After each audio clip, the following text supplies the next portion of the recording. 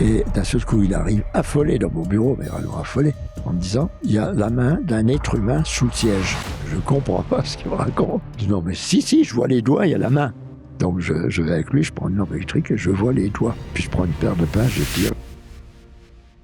Il y a des mécanos qui me disent « Johnny te cherche. » Je continue mon travail, je ne m'en occupe pas. Et d'un seul coup, Johnny arrive en face de moi. « Bon anniversaire, André. » Et me donne les 2 bouteilles de champagne. On mange ensemble au restaurant, on se retourne au bout d'un quart d'heure. Il m'a mangé tout seul à une table au fond. Je me lève, je vais le voir. « Veux-tu venir manger avec nous ?» Non, c'est pas dans mon contrat. Paf, terminé, on n'en parle plus. Je me ressaisis, là faut y aller. Et là je parle à Carlos Ghosn pendant 20 minutes. Lui me dit pas un seul mot. Et quand je descendais de la voiture, il me fait « Ça a été impeccable. » Je faisais « Impeccable. » J'ai eu la trouille de ma vie à chaque fois. Je prenais pas un jour de congé. Je travaillais le samedi, je travaillais le dimanche, moi je travaillais toujours. J'étais passionné, je vivais ma passion. Donc quand on vit sa passion, forcément qu'on est heureux. Je vous présente Lucas. Il roule à moto depuis 3 ans et quand la Mutuelle des motards, partenaire du podcast, lui a parlé de protection, il a tilté sur un truc, à moto, on choisit tout. A l'inverse, en voiture, une fois la ceinture mise, la protection est la même à chaque trajet. Airbag, carrosserie, pare-brise, tout est là. À moto, on décide. Le casque, les gants, le blouson, les bottes, et parfois, pour aller chercher le pain, soyons honnêtes, on zappe tout. Sauf que les chiffres parlent et dans 69% des accidents avec un tiers, le motard n'est pas responsable. Et dans 41% des cas, il y a du corporel. Résultat, Lucas s'équipe maintenant systématiquement, casque intégral, gants renforcés, blouson avec protection, airbag in-emotion, parce qu'à moto, la carrosserie, c'est ce que l'on met sur soi. Avec la Mutuelle des motards, roulez libre, roulez protégé.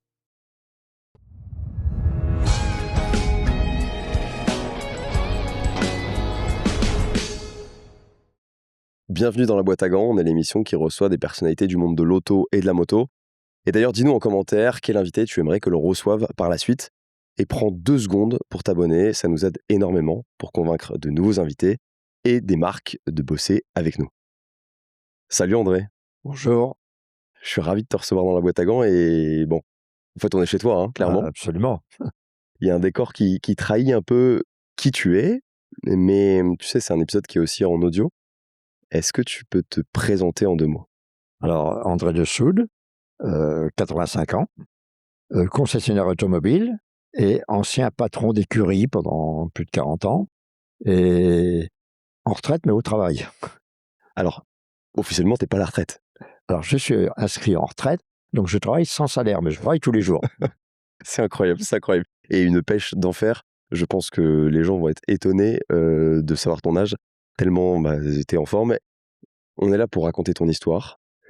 Ton histoire, elle est riche de... En fait, j'ai envie de dire que tu as eu plusieurs histoires en une histoire. Mais j'aime bien, tu sais, toujours commencer par le début. Le début, c'est ton enfance. Dans quel contexte t'as grandi et comment la passion est née finalement, la passion pour la mécanique, l'automobile, la moto même, je crois, plus jeune. Donc, à 14 ans, j'ai commencé à bricoler un petit peu. Même avant, à 12 ans, je commence à bricoler les vélos. Je retape des vélos pour les vendre, pour me faire un petit peu d'argent. Donc, ça commence comme ça. Et après, à 14 ans, j'ai attaqué les motos. Donc, j'ai acheté en pièces détachées des motos que j'ai remontées, avec qui je roulais. Et vers 16 ans, j'ai fait quelques motocross. Et mon père n'était pas au courant que j'avais une moto, pas du tout. Elle était cachée dans une ferme chez un voisin. Et un jour, je gagne une course du motocross de Houville, un circuit tout près de chez moi. Et mon père me voit en photo dans le journal. Il me dit « Qu'est-ce que c'est que ça ?» C'était un peu chaud. Et puis, il a fallu que je lui explique. Pas très content. Puis voilà, ça a débuté par la moto. Juste pour bien comprendre le contexte dans lequel tu as grandi, plutôt un milieu très populaire, initié à la mécanique, à l'automobile ou pas du tout ? Alors, pas du tout. Je suis né dans une petite commune qui s'appelle Montpachon, qui est à mi-chemin entre Saint-Lô et Coutances, toute petite commune. Mon père était cordonnier, qui réparait les chaussures. Ma mère était couturière. Et moi, pas du tout versé à la mécanique, pas du tout. Mais moi, tout jeune, j'avais une passion pour la mécanique. Je rayonnais aussi des roues de vélo pour le mécanicien de vélo, et il me payait tant de la roue. Je dévoilais les roues, j'avais 10-12 ans.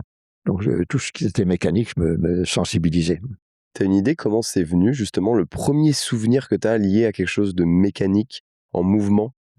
Alors, moi j'adore comprendre les choses. Donc la mécanique m'a beaucoup attiré parce qu'il fallait que je comprenne comment ça marche, comment ça fonctionne. Donc c'est ça qui m'attirait dans la mécanique. Donc j'étais passionné, il fallait que je trouve des solutions à tous les problèmes. Donc tu grandis dans un contexte très populaire. Ouais. La mécanique, est-ce que ça fait bon ménage avec les études? Alors, pas du tout, puisque moi j'étais en pension à Cherbourg de 12 ans à 14 ans. Euh, Après, Comment tu te retrouves en pension à 12 ans? Parce que c'est super jeune pour se retrouver en pension. Et c'est peut-être même pas tes parents qui t'ont envoyé là-bas, si? non, pour être franc, je m'entends pas du tout avec l'instituteur de mon village. D'abord, il me met derrière une armoire pendant toute une année scolaire. Donc on était un petit peu en guerre tous les deux. De là, je m'inscris, je vois un imprimé pour s'inscrire en pension à Cherbourg, je m'inscris. Et là, mes parents n'avaient pas de voiture, donc je prends le bus de ma commune, mon Pinchon, à Coutances. À Coutances, je vais à la gare et je prends un billet de train pour aller à Cherbourg. La trouille au ventre, j'ai 12 ans. Hein. Et de là, je monte sur le marchepied du train, je regarde dans quel sens il va, parce qu'il dit, s'il va à droite, il va à Cherbourg, s'il va à gauche, il va à Rennes. Donc s'il va à gauche, je saute du train. C'est que je suis pas dans le bon train. Puis là, j'étais dans le bon train. Et puis j'arrive là-bas, je reprends un bus, et je revenais à Pâques et à Noël, c'est tout. Donc, 3 mois enfermé. Hein. Donc tu es en train de me dire que tu es peut-être le seul pensionnaire à l'époque qui y allait volontairement, Oui. pas parce que ses parents l'y ont poussé. Non, mais je me suis puni tout seul. Alors là, qu'est-ce que j'ai regretté? Parce qu'à cette époque-là, on ne sortait pas du lycée, on ne sortait pas de l'école. Même pas, on allait en rang le dimanche à la messe, c'est tout. Donc j'étais enfermé pendant 3 mois. Et là, j'ai cogité, j'ai réfléchi. Et puis après, je voulais arrêter mes études, je voulais arrêter. Et c'est de là qui décide de vouloir me mettre au lycée, je fais le mur, je rentre. Et puis il m'a mis au garage de ma commune, de Montpinchon, comme apprenti à 14 ans. Et je commence 3 ans de mécanique en tant qu'apprenti. Donc ton histoire d'amour avec les études a été très courte. Oui. Et elle s'est soldée par rien du tout. Rien. Alors, je n'ai pas passé de certificat là-dessus, j'ai rien passé, rien du tout. Et moi, j'adorais tellement la mécanique, j'avais tellement envie de faire de la mécanique que pendant les vacances scolaires, je travaillais déjà au petit garage en question qui était auprès de chez moi. Et là, j'ai soumis à faire de la mécanique à l'âge de 14 ans. Donc là, tu commences à mettre vraiment les mains dans le cambouis. Oui. Et comment ça évolue? C'est-à-dire que très vite, ton entourage, les personnes avec qui tu travailles se rendent compte que tu es doué, que tu es passionné? Alors, je ne sais pas si ça s'aperçoit. Je finis mon apprentissage qui durait 3 ans et là, je retrouve une place comme mécanicien dans un garage à Villebaudon, qui est pas très loin d'ici. Et là, déjà, cet atelier avait 5 mécaniciens. Moi, j'arrive, j'ai 17 ans. Et de là, mon patron s'aperçoit que j'étais pas trop mauvais. Donc, il me donne la responsabilité de l'atelier très vite. Donc, je commandais mes collègues, je faisais les factures, je faisais les dépannages, malgré que j'avais pas de permis, je roulais, mais je m'éclatais. Et puis, à cette époque-là, en mécanique, il n'y avait pas beaucoup de pièces détachées, il fallait en fabriquer. Donc, j'étais toujours en train d'inventer des trucs de fou qui me plaisaient énormément, qui ne plaisaient pas toujours à mon patron. Mais pendant 3 ans, pareil, je me suis éclaté là-bas. Et quand j'étais là-bas, j'ai eu 18 ans. Et je me rappellerai toute ma vie. J'ai eu 18 ans un lundi. J'ai passé mon permis le mercredi et j'ai acheté une voiture le vendredi. Donc dans la même semaine, tout était passé. Et ça y est, j'avais une 4 chevaux Renault. Et puis là, ça y est, j'ai commencé les tout petits rallyes de la région. C'était un classique, tu me dis si je me trompe, mais donc tu es de 1940.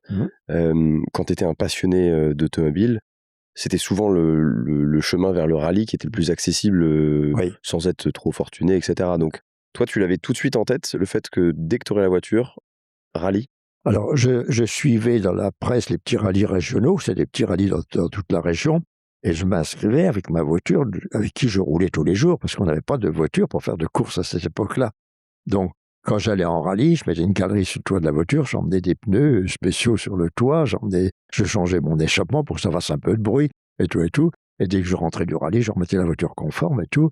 Mais je faisais l'aller-retour. J'étais courir au Mans sur le circuit, après avec une Dauphine 1093, une R8 Gordini.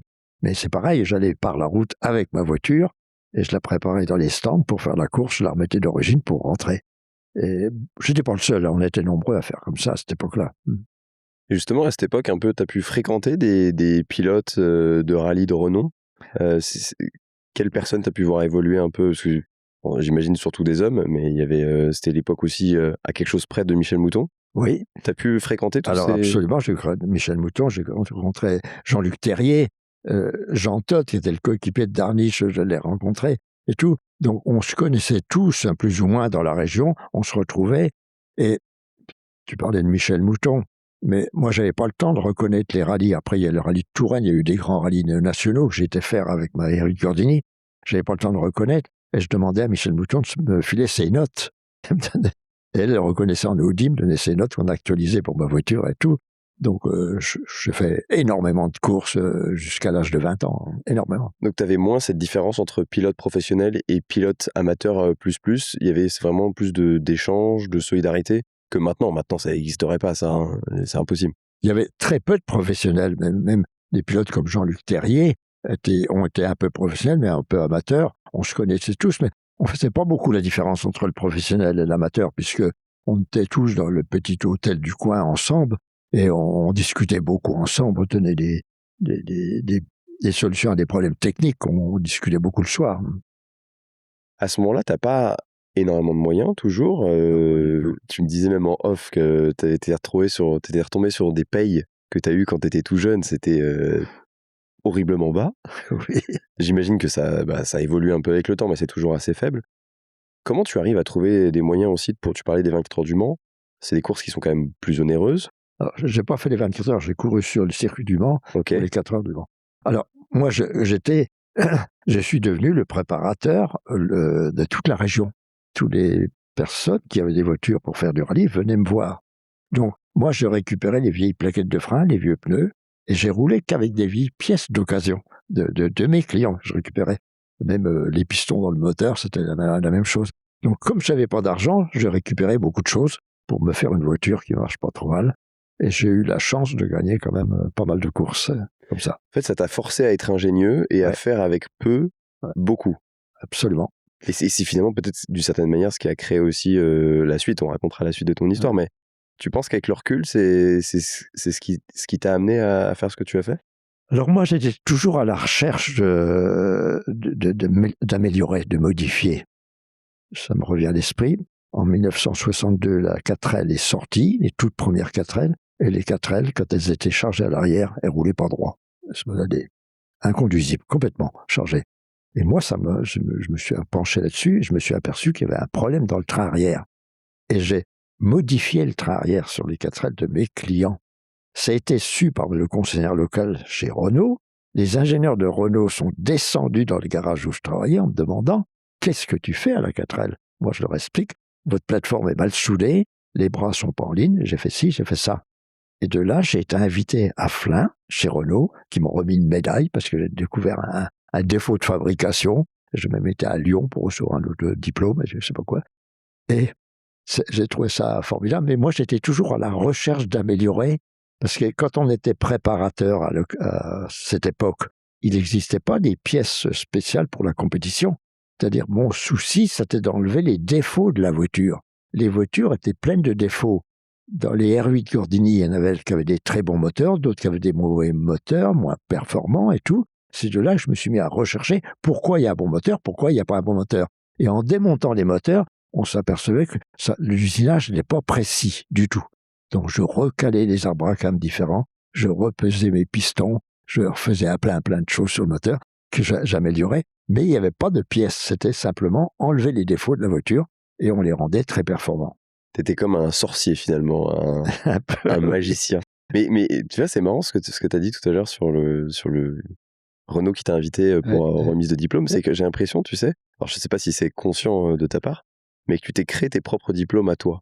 C'est-à-dire que t'en as pas eu, comme tu l'expliquais tout à l'heure, mais je suis pas sûr que ce soit un but dans ta vie, mais t'es allé les chercher petit à petit en fait, parce que ce que tu expliques là, on va le voir dans ton histoire, mais t'en as eu plein d'autres, des reconnaissances comme ça de constructeurs qui t'ont adoubé finalement. Et après, j'ai travaillé chez Alfa Romeo et je me suis aperçu que les moteurs d'Alfa Romeo avaient des soucis, n'étaient pas solides. Et de là, pareil, j'ai démonté, regardé, je me suis aperçu qu'il y avait un défaut énorme dans le bloc moteur qui se déformait au moment qu'on serrait la culasse. Donc j'ai modifié les moteurs d'Alfa Romeo, qui fait qu'après, toutes les Alfa Romeo de tout l'ouest de la France m'apportaient les moteurs à Saint-Lô, où je travaillais, pour qu'on mette des moteurs. Et mes moteurs étaient solides comme tout, très bien équilibrés.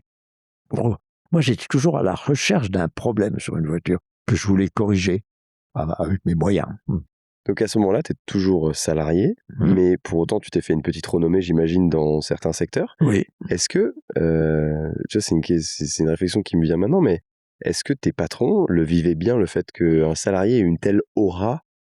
Ça n'a pas créé des fois des petites distorsions? Oui, un peu, parce que on venait souvent me voir, on venait discuter avec moi, on me téléphonait, et sur le temps du travail, ça plaisait pas toujours à mes patrons que je passe un peu de temps au téléphone.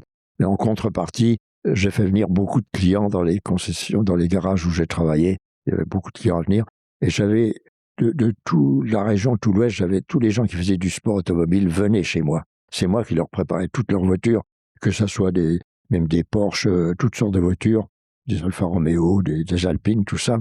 Ça apportait quand même une belle clientèle.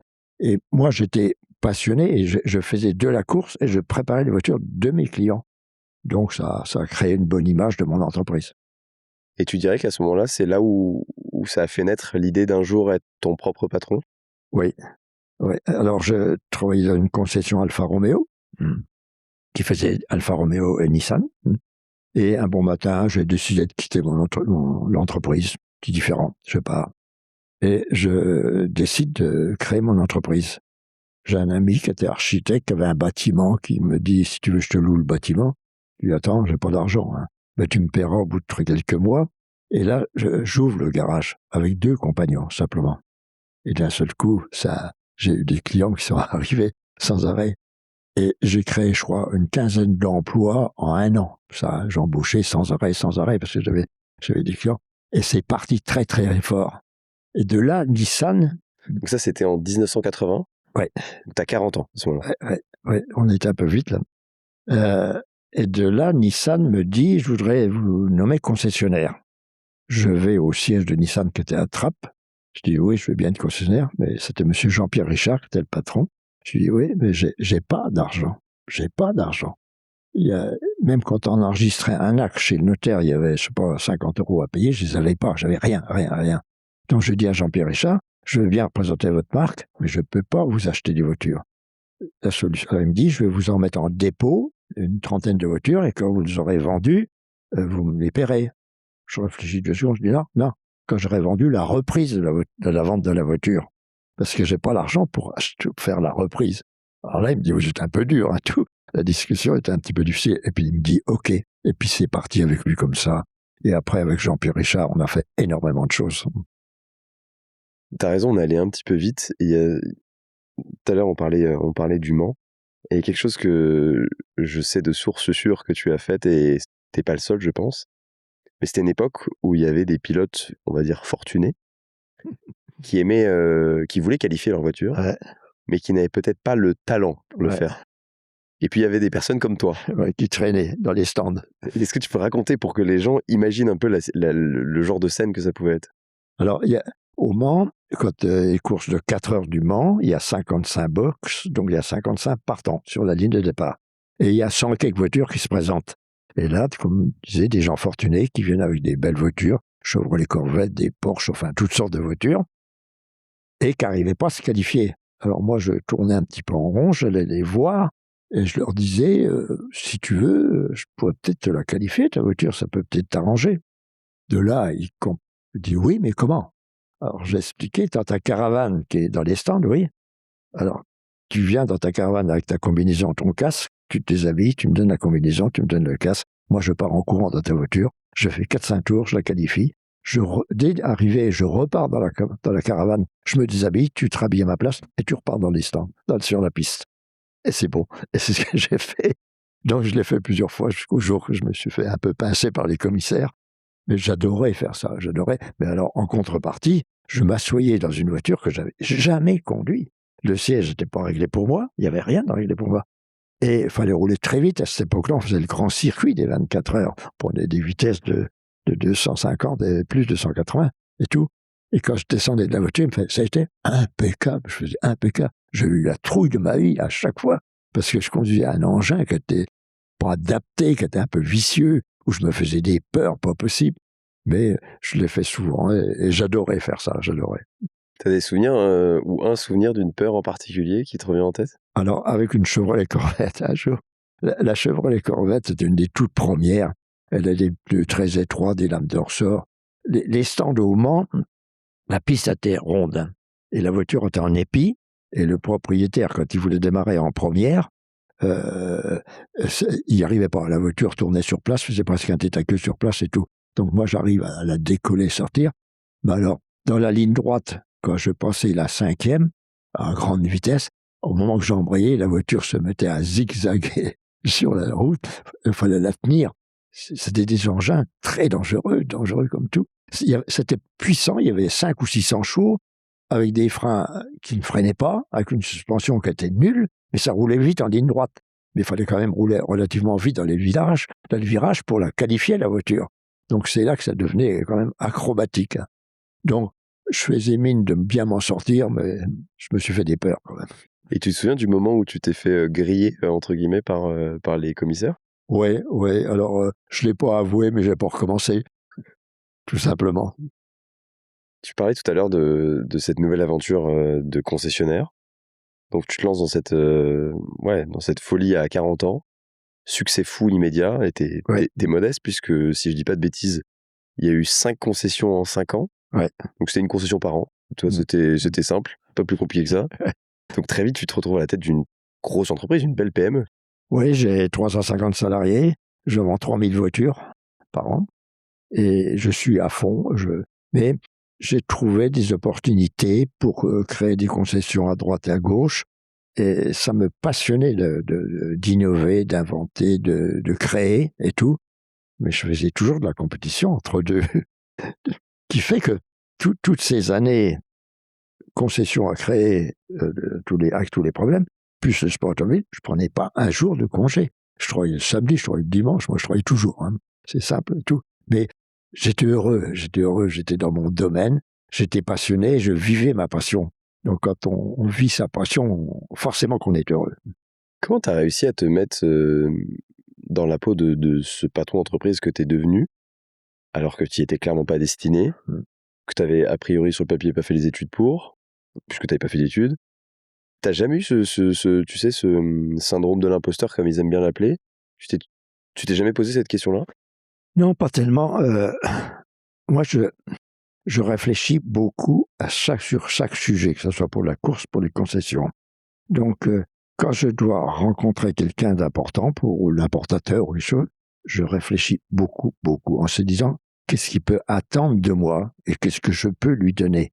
Mais je passe énormément de temps à la réflexion le soir dans mon lit, en voiture quand je roule et tout est anticipé de ma part. Et encore aujourd'hui, je passe du temps à la réflexion. Je ne vais pas sur mon téléphone chercher des informations. Je veux réfléchir moi-même et tout. Et c'est le problème un peu d'aujourd'hui. Les gens ne réfléchissent plus. Et si on réfléchit, on trouve des solutions. Et je me suis trouvé dans des situations très, très difficiles, surtout financièrement, et tout. Et à force de réfléchir, le matin au réveil, les idées vous viennent. Et après, ça y est, on croit dans son projet. Et dès qu'on croit dans son projet, on est redoutable. Parce que on est sûr de son coup, mais avec plein de problèmes. Quand tu dis, j'avais 5 concessions, j'avais 5 banques différentes. Et qu'à cette époque-là, les banques communiquaient pas entre elles et pensaient que j'avais qu'une concession, chaque banquier et tout. C'était la course. Combien de fois on m'a téléphoné le 28 du mois en me disant combien vous rentrez d'argent d'ici la fin du mois. Je savais pas ce que j'allais vendre comme voiture et tout. Et j'ai couru après l'argent sans arrêt, toute ma vie. Je trouve ça, en fait, là tu me décris, ou en tout cas tu me fais le portrait de quelqu'un qui était stratège, mais dans le bon sens du terme, qui était toujours à essayer d'anticiper ses moindres mouvements. Mais est-ce que ça serait pas dû un peu à ta personnalité? Parce que j'ai l'impression, quand tu me dis ça, qu'il y avait cette sorte de timidité peut-être qui t'obligeait justement à te forcer à surtravailler pour compenser ça, non? Alors, d'être timide, je trouve que c'est une qualité. Parce que quand on est timide, on a peur de rencontrer les gens. Et de là, on réfléchit beaucoup plus que les autres. On se prépare beaucoup plus. Et on arrive à plein d'arguments. Et là, on devient très fort. Donc la timidité, c'est pas un handicap. Non, le problème de la vie, il faut convaincre. Si on arrive à séduire, à convaincre, on obtient ce qu'on veut. Donc par le regard, par les paroles, on a cette personne qui est en face de vous, qui doit vous donner une concession, une marque de voiture et tout, faut le convaincre. Donc c'est à ça qu'il faut se préparer. Faut se présenter du bon côté, arriver à le convaincre, qu'il est obligé de vous dire oui. Et d'obtenir le oui, c'est important. Tu disais tout à l'heure, donc tu mènes cette nouvelle vie de grand patron, en tout cas de belle PME en tout cas, Ouais. toujours en parallèle du sport automobile Ouais. et notamment du Dakar. Comment tu fais cette découverte du Dakar? Comment tu te plonges, puisque c'est une grande période de ta vie, on verra, mais c'est en 82 ton premier, je crois, si je me souviens bien. Alors, avant, je faisais beaucoup de rallye, de courses de côte, avec ma voiture. Et j'avais des amis fortunés qui avaient des belles voitures, des Porsche ou des Alpines, qui me les prêtaient.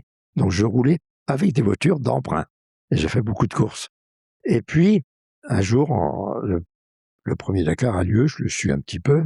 Et j'ai un de mes sponsors, qui était une banque locale, qui me dit « Si tu fais le Dakar, on serait beaucoup plus généreux que pour faire tes rallyes. » De là, j'ai dit, je fais le Dakar.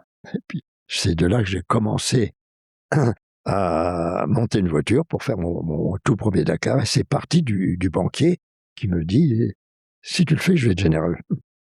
Et comment ça se passe, cette découverte du désert, la rencontre avec Thierry Sabine? Ouais, c'est tout nouveau pour toi, tout ça. Ah oui. Alors, moi, je m'inscris au premier Dakar et je suis sur une liste d'attente.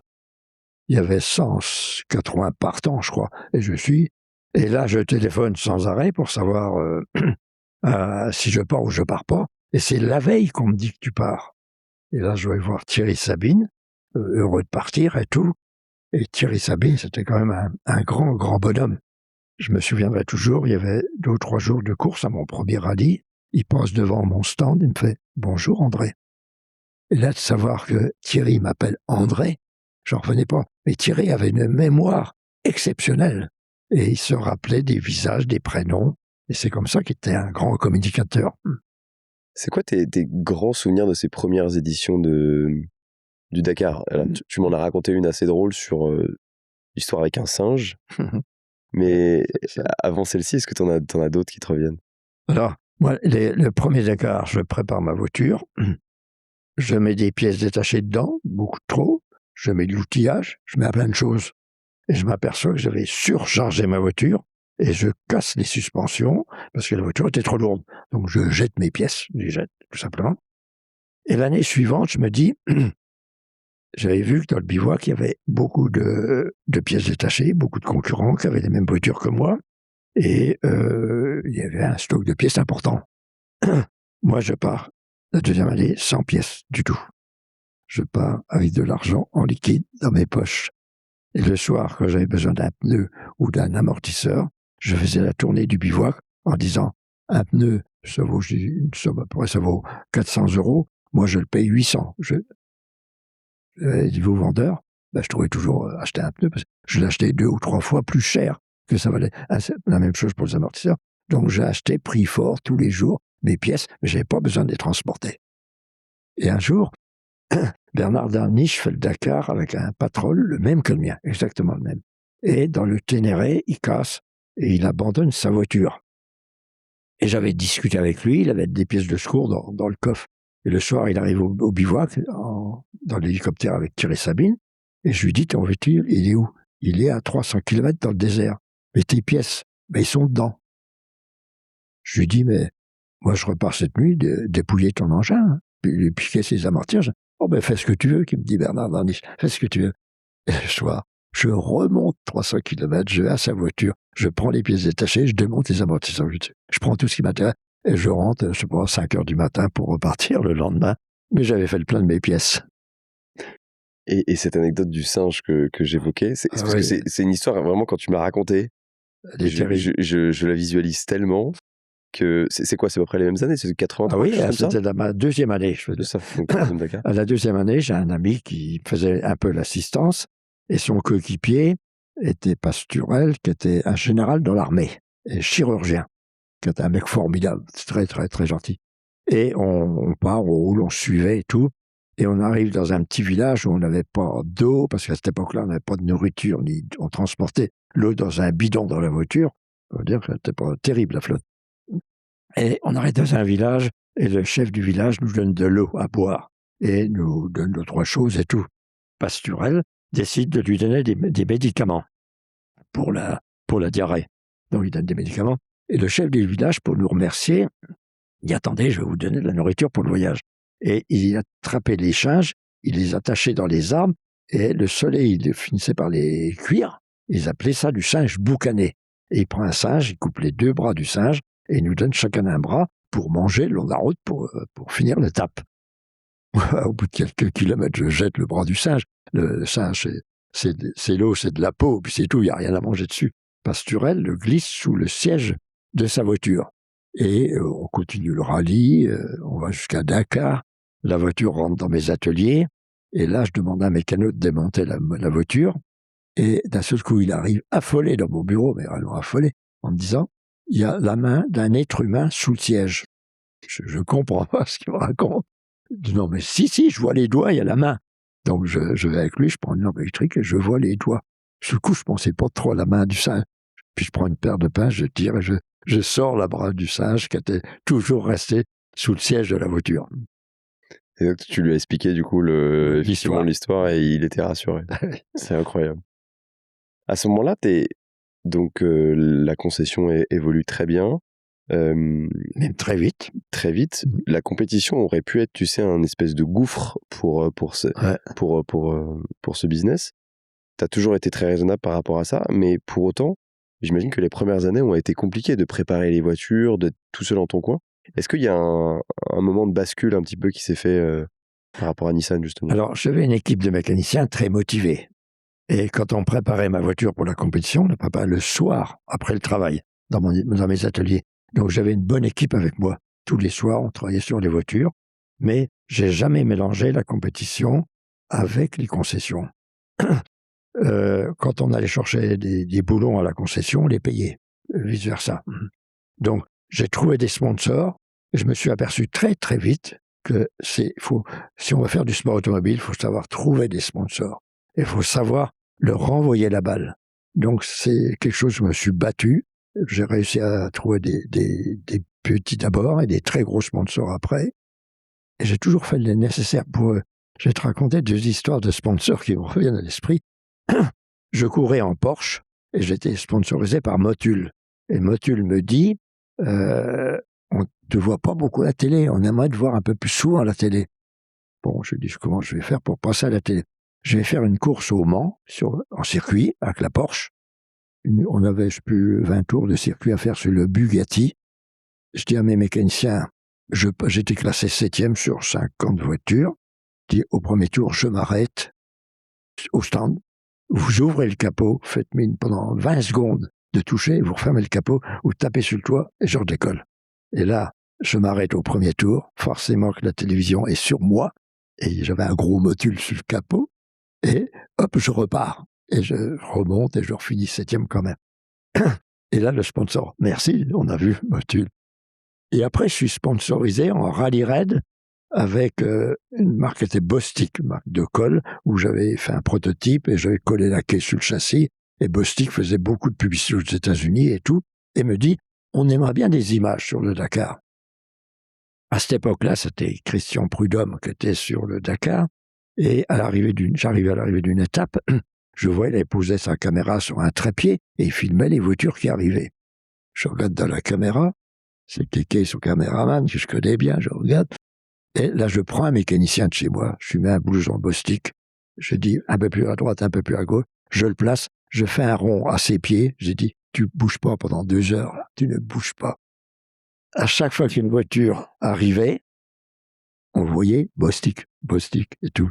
Et là, mon sponsor me rappelle en me disant, oh merci, super le truc. Je rentre à Saint-Lô, on me dit, t'as un mécano, il travaille jamais, on l'a vu à la télé, il est toujours en train de regarder les voitures qui passent. Il t'inquiète pas, il était là pour les bonnes causes. Donc voilà, faut se battre avec les sponsors, faut créer des liens, c'est très important. C'est vrai que c'est super intéressant que tu aies vraiment été conscient de ça très tôt. Très tôt. Ça paraît évident maintenant, j'imagine. Mais à l'époque, là, on est dans les années 80, ça l'était sûrement beaucoup moins. Et ce genre de petits mouvements un peu ingénieux devait vraiment faire la différence. Oui, j'ai eu des gros sponsors. J'ai eu Total. J'ai sympathisé avec M. Delamargerie, qui était le grand patron, qui avait une maison auprès de Granville, à Jouleville.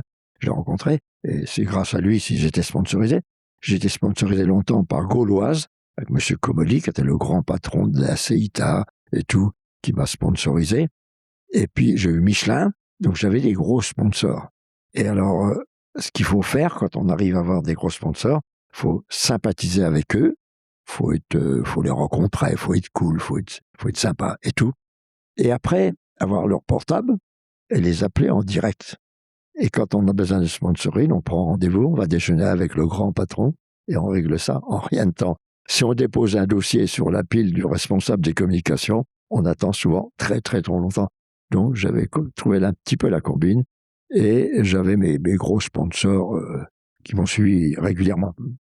On parlait tout à l'heure de la préparation des voitures. Je faisais ça après le temps de travail. Oui. Je suis décomposé vraiment les deux. Au début, comment Nissan voit ça? Est-ce que c'est un peu à distance? C'est un soutien où il y a eu un moment de bascule où ça a changé? Alors Nissan, en France, c'était l'importateur, c'était Jean-Pierre Richard. Donc il me nomme concessionnaire, ça marche bien. Puis très vite, 6 mois, 1 an après, je vais le voir, je dis je fais du rallye, je vais faire un Camp Patrol, ce serait bien, patati, patata. Donc il décide de m'aider un petit peu financièrement, un tout petit peu. Et puis de là, je vais le revoir régulièrement. Et je lui demande d'autres budgets.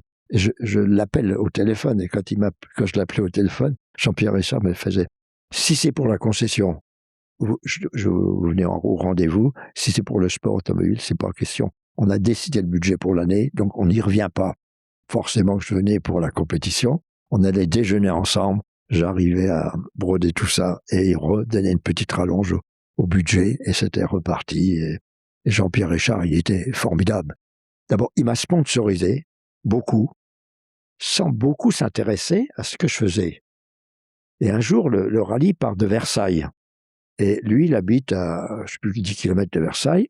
Il y a son fils qui avait 16 ans, vient en vélo voir le départ du rallye à Versailles. Et là, j'avais 3 camions, 6-7 voitures de course.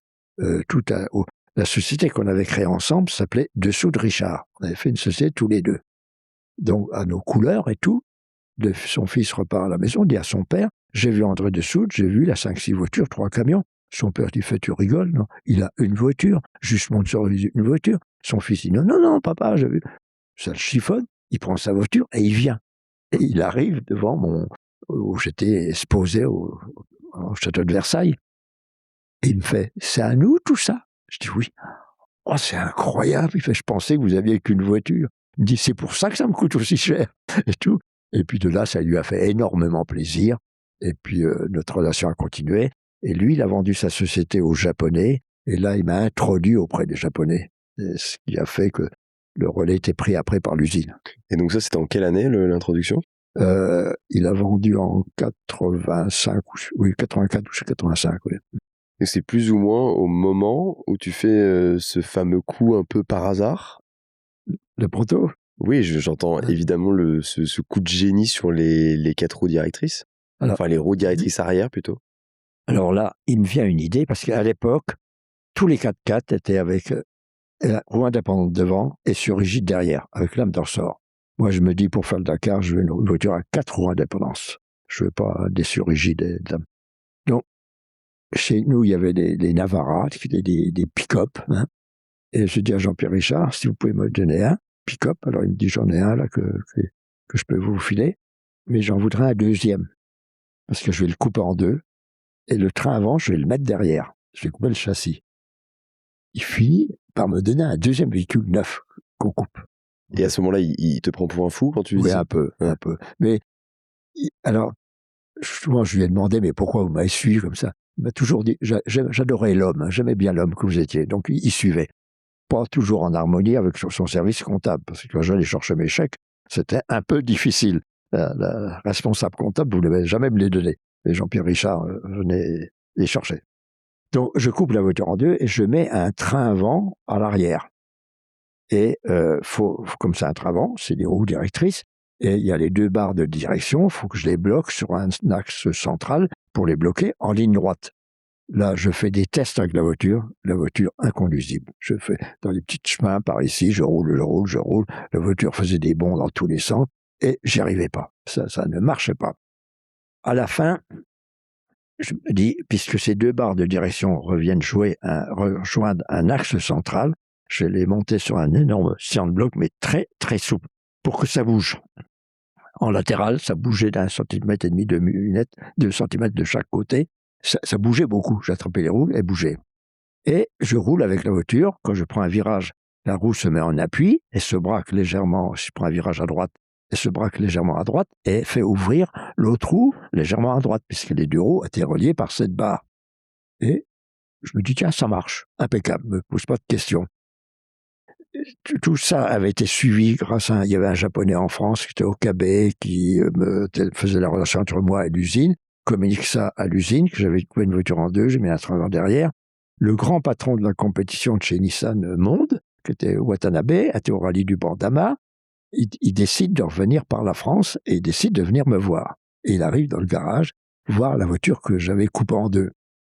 Moi, pas trop fier de mon coup, il voulait faire des photos, je la mets sur le pont. J'étais pas très à l'aise parce que je dis, va trouver, c'est un bricolage dingue que j'ai fait. Et il fait énormément de photos. Il repart au Japon. Le Japon m'appelle en me disant, vous refaites le prochain Dakar? Je dis oui, on aurait des choses pour vous. Donc il me propose 3 voitures, des moteurs, des boîtes, à plein de choses. C'était la première fois qu'il t'appelait pour te proposer des choses? Oui. Et là, je vais au Japon, je discute avec les ingénieurs. J'ai tout, ils sont sympas, ils sont généreux avec moi. Et puis, 2 ans après, je retourne une fois au Japon, et j'ai un des ingénieurs qui me dit, on vient de sortir la nouvelle Silvia avec ton idée des roues directrices arrière. Moi, je le regarde, je fais oui, mais je comprends pas trop ce qu'il vient de me dire. Et je lui dis, tu peux me faire voir une voiture, parce que je voudrais voir ce que vous avez fait. Et là, ils avaient repris mon idée de roues directrices. Donc, j'avais inventé des roues directrices qui, quand la voiture se mettait en appui, les roues se braquaient. Mais je ne le savais pas. Mais les Japonais ont dû se dire, c'est un petit malin, il cache un petit peu, mais il a dû faire des choses. Et c'est ça qui a mis la machine en route entre moi et Nismo, qui était de service compétition chez Nissan. Donc ça a complètement changé la physionomie de tes Ouais. Dakar suivants, Ouais. puisque là, tu étais vraiment accompagné par le département Alors, compétition. ils développaient mes moteurs et ils venaient, avant le Dakar, j'avais 4-5 ingénieurs de chez Nissan qui venaient 15 jours, 3 semaines à Saint-Lô pour m'aider à finir les voitures et nous conseiller un peu dans tout. Donc, et ce proto que j'avais monté en roue indépendante, j'ai une autre histoire avec qui me revient. On casse le moteur 2 jours avant de partir. C'est un moteur 2 litres turbo qui développait 250 chevaux et tout. Moteur cassé. Il équipait un coupé Nissan d'origine. J'appelle Jean-Pierre Richard, j'ai dit, j'ai cassé le moteur. Il y a des voitures dans le parc au Havre, le parc Nissan. Il y a des Silvia. Je pouvais m'en donner une que je pique le moteur pour le mettre dessus pour partir au Dakar. Il me dit, si vous voulez. Mais j'ai dit, j'ai besoin du faisceau électrique et tout, c'est-à-dire, la voiture est venue, j'ai pris le moteur, j'ai coupé le faisceau. Je savais que j'allais jamais la remonter, cette voiture. C'était pas possible. On avait tellement pris de choses. Et entre-temps, à Saint-Lô, c'est su que j'avais cassé le moteur. Et j'ai une dame, petite mémé, qui avait un coupé Silvia, qui était ce même coupé. C'est une voiture qui apprend ça. Et qui vient me voir, il me dit, je vous laisse ma voiture, prenez le moteur, faites le Dakar avec, et vous le remettrez dans ma voiture. Après, j'ai dit, c'est pas la peine, puisque j'ai eu le moteur à l'usine, mais j'ai trouvé ça formidable. C'est cette petite dame qui se propose de me prêter son moteur pour faire le Paris-Dakar. Mais on met le moteur, mais l'histoire continue.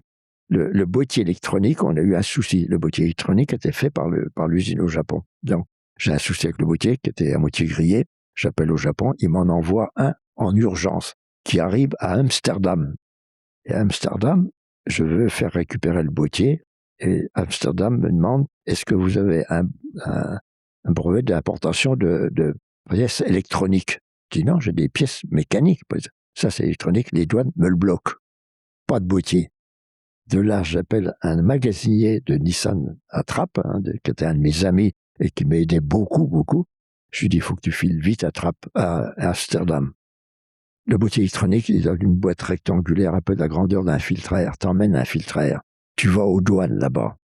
En douche, tu ouvres le carton, tu piques le boîtier, tu mets le filtre à air à la place et tu me ramènes le boîtier électronique. Il me dit, t'es fou, c'est pas possible. Enfin, il voulait pas. J'insiste.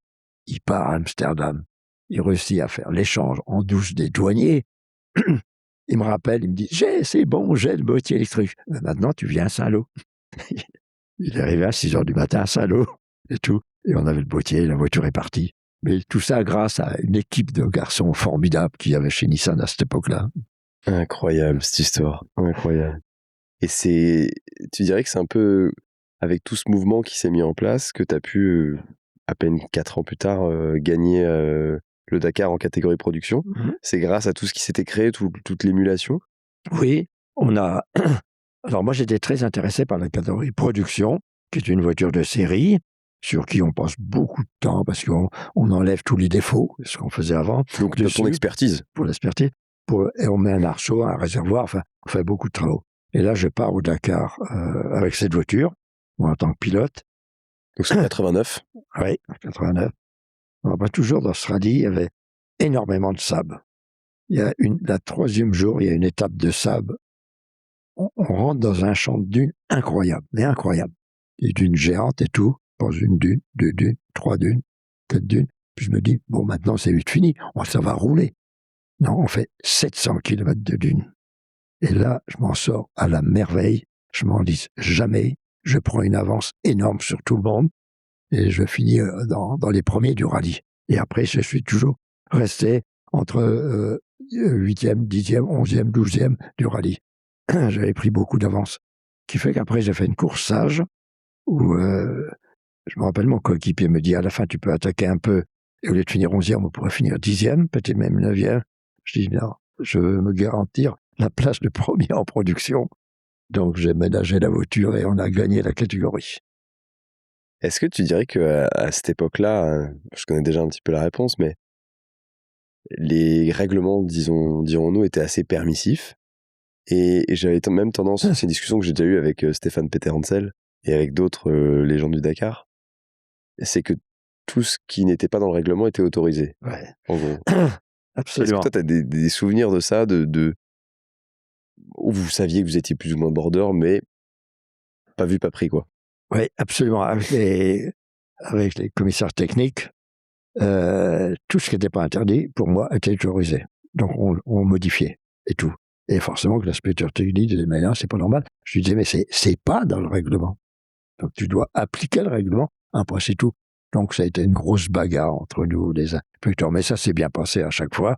Mais on était forcément tous à la limite. Parce qu'une voiture de série, on part faire le Dakar, elle fait 3 jours, elle est cassée en morceaux. Hein. D'abord, on a tellement cassé de choses avant avec cette voiture-là, avant de la mettre au point, parce en réalité, elle n'a pas été étudiée pour courir dans ces conditions-là.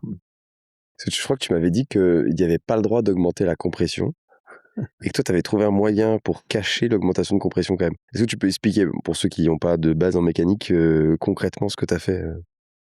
Le taux de compression était contrôlé, donc on nous faisait déculasser le moteur, et on mesurait la hauteur de la culasse.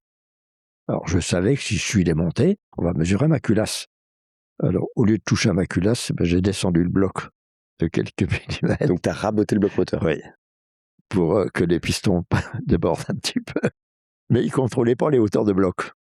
Et tu le savais, mais au final, tu avais une augmentation de compression quand même, quoi qu'il en soit. Alors, quand le commissaire technique est venu, on tournait le moteur, et forcément, il regardait le moteur au moment que le piston était en haut. Et normalement, il ne doit pas dépasser le niveau du bloc. Et la voiture, on la met en 5e, on la pousse pour faire tourner le moteur, pour qu'il voit et tout. Et au dernier moment, un petit coup d'épaule à la voiture, pour que le piston descende un tout petit coup. Et le commissaire passait sa main, ah bon, c'est bon. Il fallait ruser et tout. Tu te souviens en quelle année c'était, ça? Oui. C'était en quelle année? En 89, ces années-là. C'est la même année?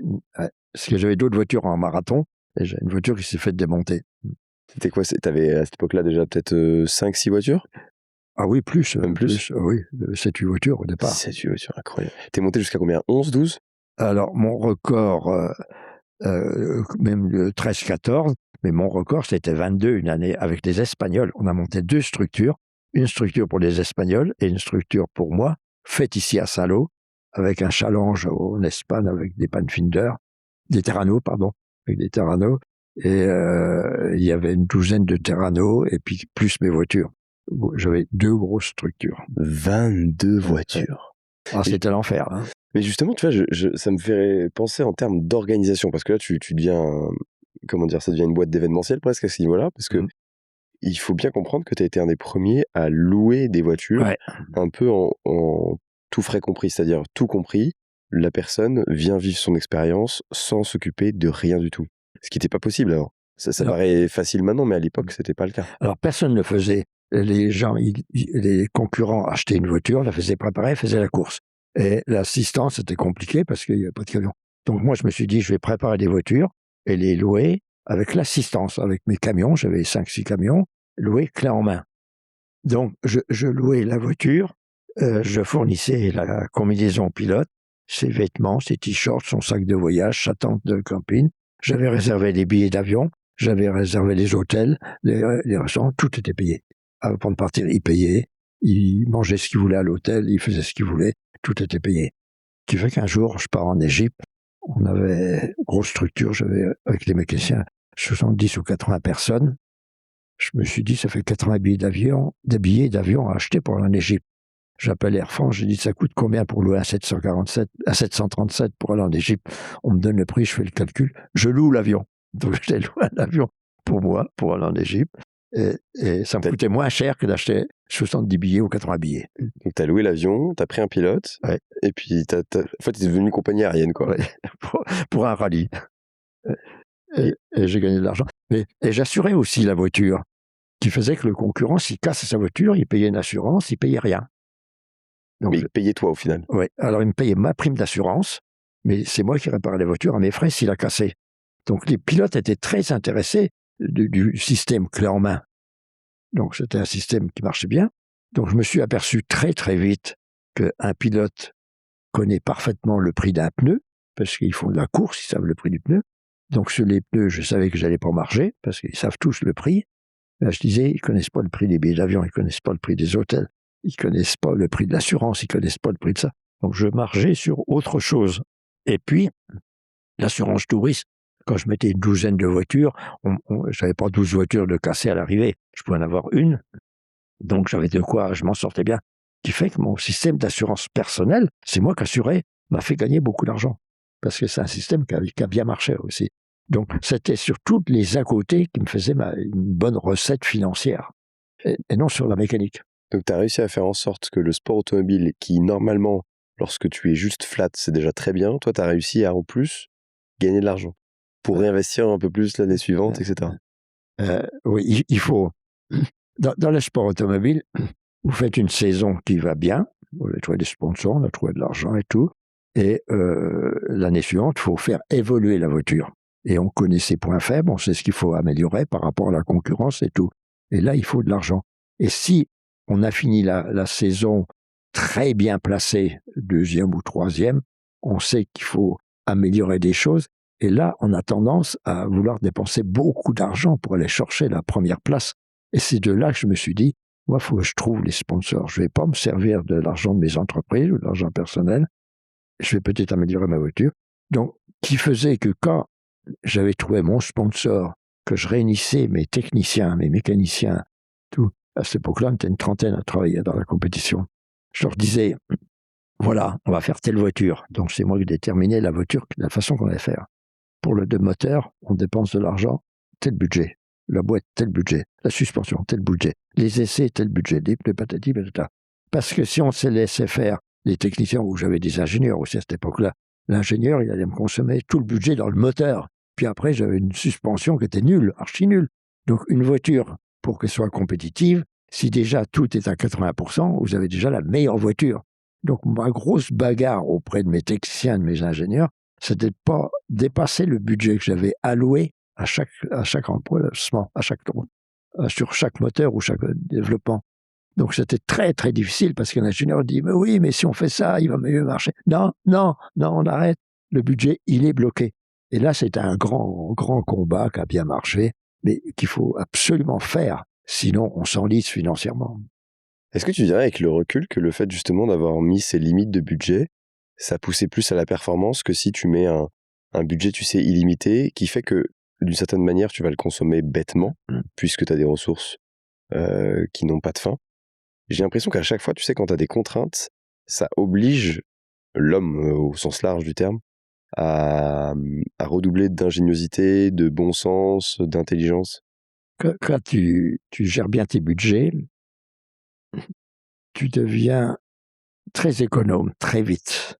Sur les rallyes, on ne gaspillait rien. On ramassait tout, les pièces qui pouvaient servir, on s'en servait et tout. Et c'était toujours un combat dans l'atelier. S'il y avait un boulon par terre, je le ramassais. Je jette pas un boulon à la poubelle et tout. Donc ça a été un combat permanent pour équilibrer mes budgets. Et là-dessus, j'étais à cheval. Et il n'y a qu'une solution. À part aujourd'hui, en Formule 1, dans les grandes écuries, il n'y a pas de budget. C'est illimité. Mais nous, il y avait un budget. Et c'est de là que, à me bagarrer avec des petits budgets par rapport à la concurrence qu'il y avait en rallye raid, il y avait Mitsubishi qui était là officiellement, il y a eu Porsche, il y a eu Peugeot, Citroën, il y avait tout ça. Et moi, j'étais un petit privé parce que j'étais aidé par l'usine, techniquement, mais pas tout financièrement. Donc, c'est de là qu'ils m'ont baptisé le nom sorcier de Saint-Lô, parce que, en disant, avec peu d'argent, il fait des bons résultats. C'est un sorcier. Donc, c'est venu de là. Clairement, tu étais un malin, un filou dans le bon sens du terme. Il faut. Est-ce que tu as des souvenirs là par rapport au développement des concessions? Je crois que tu m'avais raconté que lorsque tu t'es lancé dans clairement plusieurs rachats, puisque tu as monté concession après concession, je crois qu'il y avait une histoire comme quoi tu avais visité un terrain ou peut-être même un bâtiment dessus qui était à vendre et que tu t'étais mis en tête que tu allais l'acheter et tu avais carrément retourné ou enlevé le panneau comme s'il était déjà vendu. C'est ce genre de geste que tu pouvais faire? Oui, un jour, j'étais à Saint-Lô, je vendais beaucoup de voitures d'occasion. J'étais le principal vendeur de voitures d'occasion de sport. Des Porsche, des BMW, des Mercedes, tout ça. J'en vendais beaucoup. Et j'en vendais beaucoup sur Cherbourg. Et un jour, comme ça, en plein après-midi, c'était pas prévu. Je dis à ma secrétaire, je vais à Cherbourg. Je vais à Cherbourg, je savais même pas pourquoi. Je vais à Cherbourg. J'arrive dans Cherbourg, je tourne en rond, je me dis, si je trouverais un terrain, je construirais un hall pour vendre de la voiture d'occasion. Donc je tourne, et je vois un gars qui enfonce une pancarte, terrain à vendre. Je vais vite le voir. Le terrain était marécageux. Le gars, il m'explique, oui, mais c'est pas grave parce que va y avoir des constructions derrière et il va s'assécher. Je vais à la société qui vend le terrain, je mets une option le soir dessus parce que je trouvais que ces terrains-là étaient très intéressants. En repartant de là-bas, j'étais retourné les pancartes parce que j'ai dit, si un mec arrive derrière moi, je vais pas avoir le terrain. Et j'achète ce terrain, 20 000 mètres carrés, je vais acheter, qui était beaucoup, beaucoup trop grand pour moi. J'en vends la moitié à une concession Citroën qui se monte auprès. Et là, je décide de faire un hall pour le voiture d'occasion. Dans le coup, Volkswagen apprend que je vais acheter un terrain et tout. Me dit, on cherche un nouveau concessionnaire. L'ancien concessionnaire avait des problèmes. De là, je vais à Villers-Cotterêts, je discute avec Volkswagen et il me décide de me donner le panneau Volkswagen. Donc, je fais une construction sur les plans Volkswagen.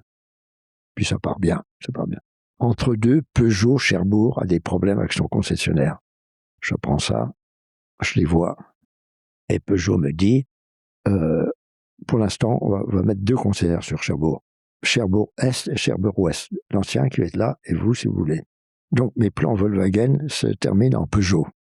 J'appelle Volkswagen, avec qui je n'avais rien de signé, et je vois le directeur de Volkswagen France, qui était très sympa, il comprend facilement. Et je monte une concession Peugeot. Donc, la mets en place, j'embauche le personnel, enfin, on avait quand même une 50aine de personnes à embaucher très rapidement. Donc là, on est dans les années 90?